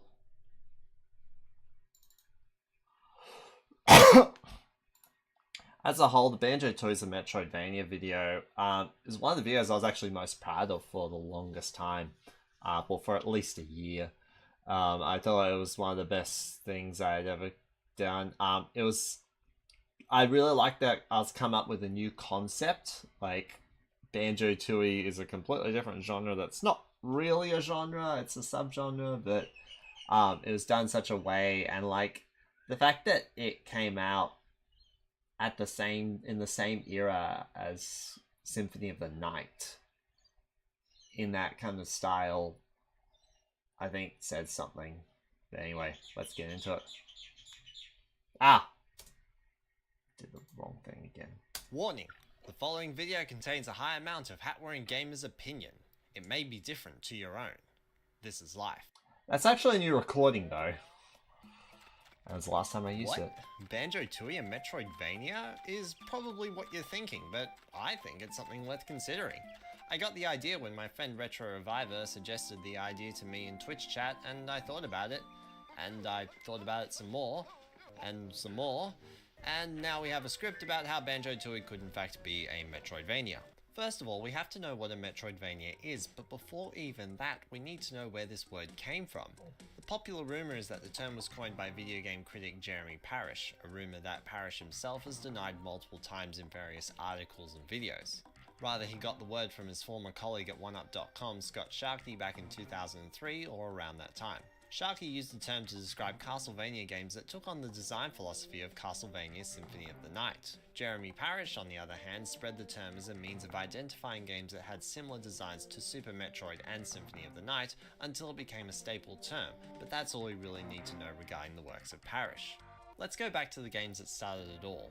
I'm not going to go over the history of Metroidvania games that have existed over the years, but instead I'm just going straight to the titles that define the subgenre. Both Super Metroid and Castlevania Symphony of the Night have a lot in common. Run around and explore an interconnected map collecting power-ups that let you advance further into the world. What's interesting about these worlds is that there's no explicit hub in the center that connects to all the areas, and subsequently, no center area that you have to return to in order to visit another area. You could make the argument that Crateria is a hub in Super Metroid, but it doesn't connect to Norfair.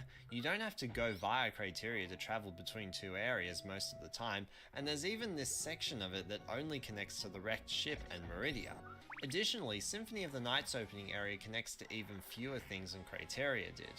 I'm not sure if any part of Dracula's castle could be considered a hub.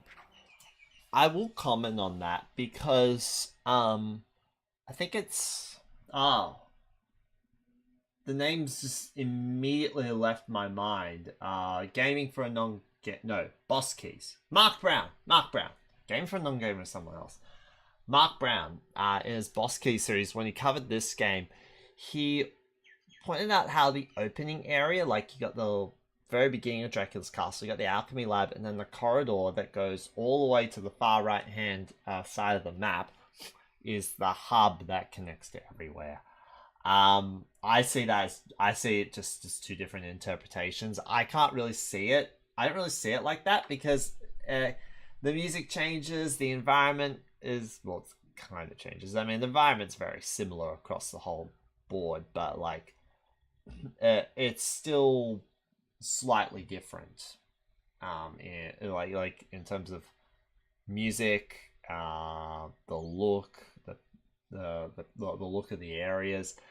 So it's what you explore through first, but like, I mean, it's, for me, when I saw Alchemy Lab, that just told me, oh, first area we're exploring. Like, from that point, I felt like I was out of the hub, if that makes sense. Super Metroid and Symphony of the Night both have a lot of backtracking to 100% the game. However, any percent completion can vary. Symphony of the Night any percent can really get you running anywhere at any time, while Super Metroid is a little more tame.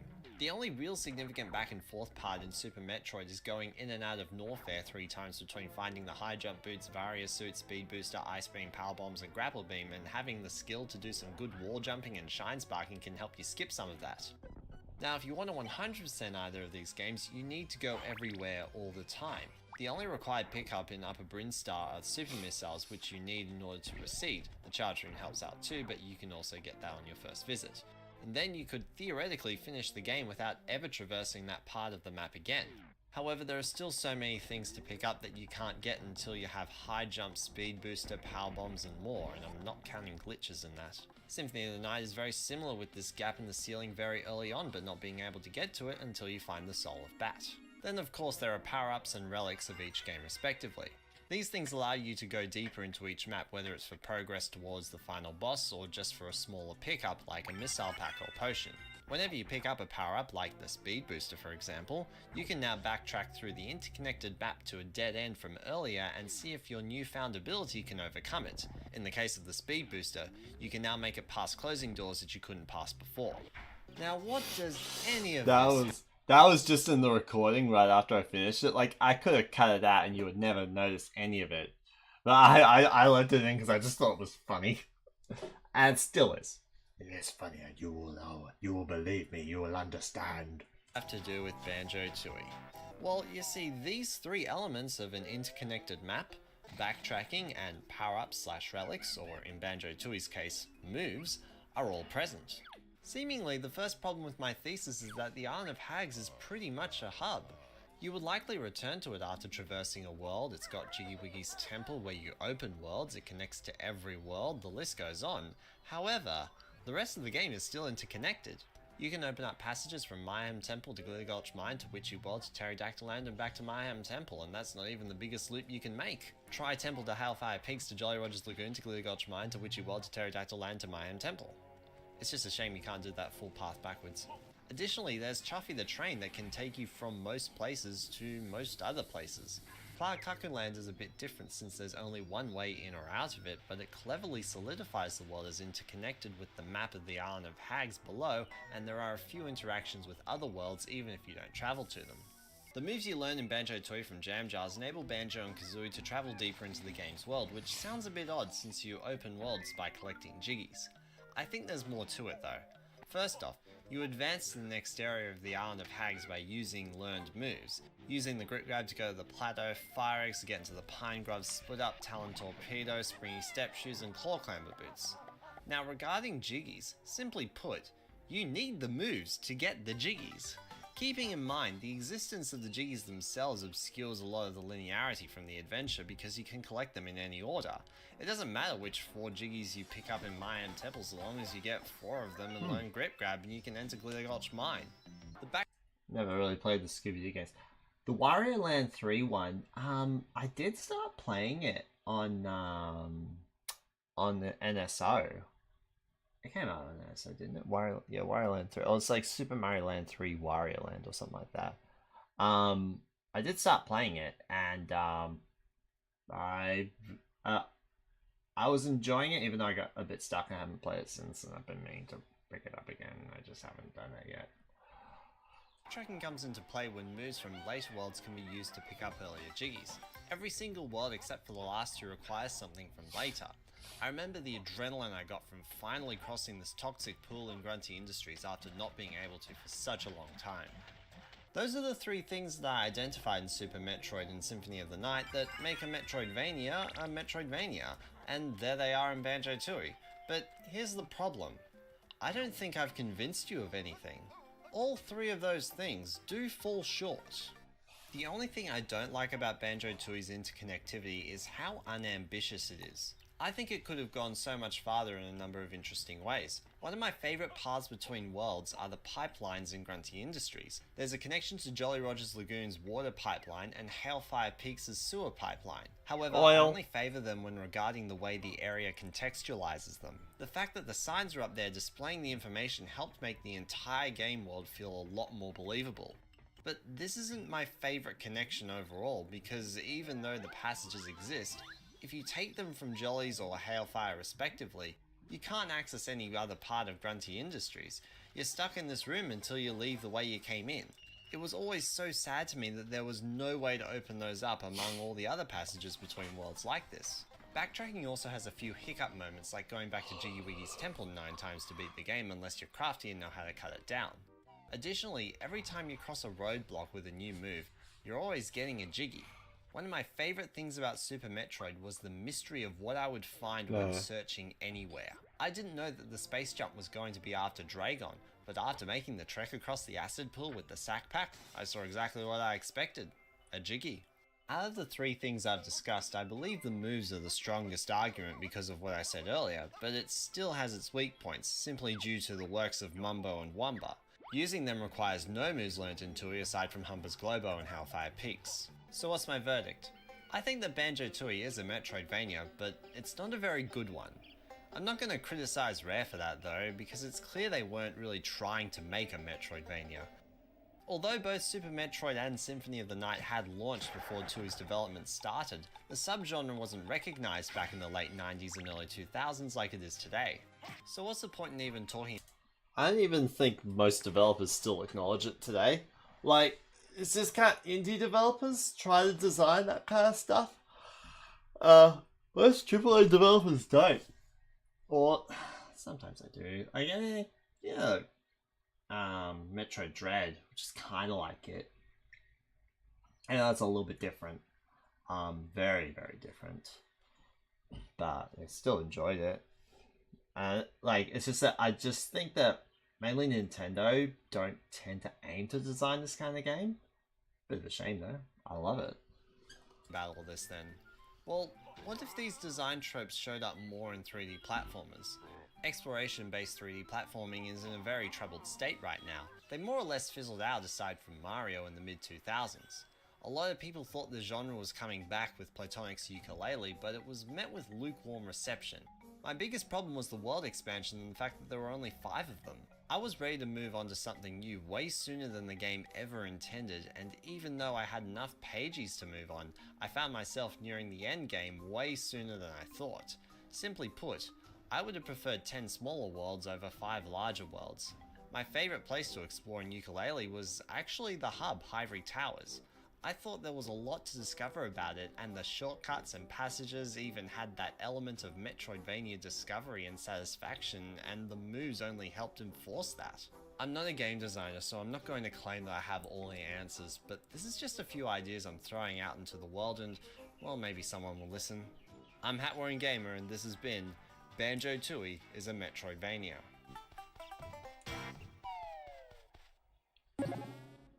Alright. Different than what I tend to do normally, because like as I was editing this, I did notice that there was a slight difference in Oh my my tone goodness. of voice. Little thread has come. A brand newer series video is much shorter time actually working on videos. That was way longer than it should have been. Okay, well, I think like that was very different. Even I said so in the end screen or the end card bit. Like it was because like the writing was a lot different. I had a far different approach to it. I kind of preferred the approach, even though I didn't consistently do it after. Not every video I've done since has followed that kind of pattern. But it started to more lean in that direction. So I think this is like the first video where lots of changes started to get made. I no longer did after this one. I no longer did the opinion warning. I retired the old hat. Well, technically this wasn't the last time it was seen. The last time it was seen was my reaction to Banjo and Kazooie coming to Smash Ultimate. But after that, like that was like the next thing that I did after this video. Anyway, with that over, I'm going to have to end the stream at this point. I've enjoyed this. I do have some other things to do, I'm afraid, for the rest of the afternoon. So I'd like to thank you all so very much for watching. The next time I'll be back to finish this up won't be until probably Monday the 8th, depending on how things are going. If not, Tuesday the 9th of January. Just to finish this this series off, this series of streams. Yeah, because I'm going away tomorrow, and I won't be back until Sunday. And this is all Australian time, so it's imagine like the day before. It's New Year's Eve. 11 hours left of the year.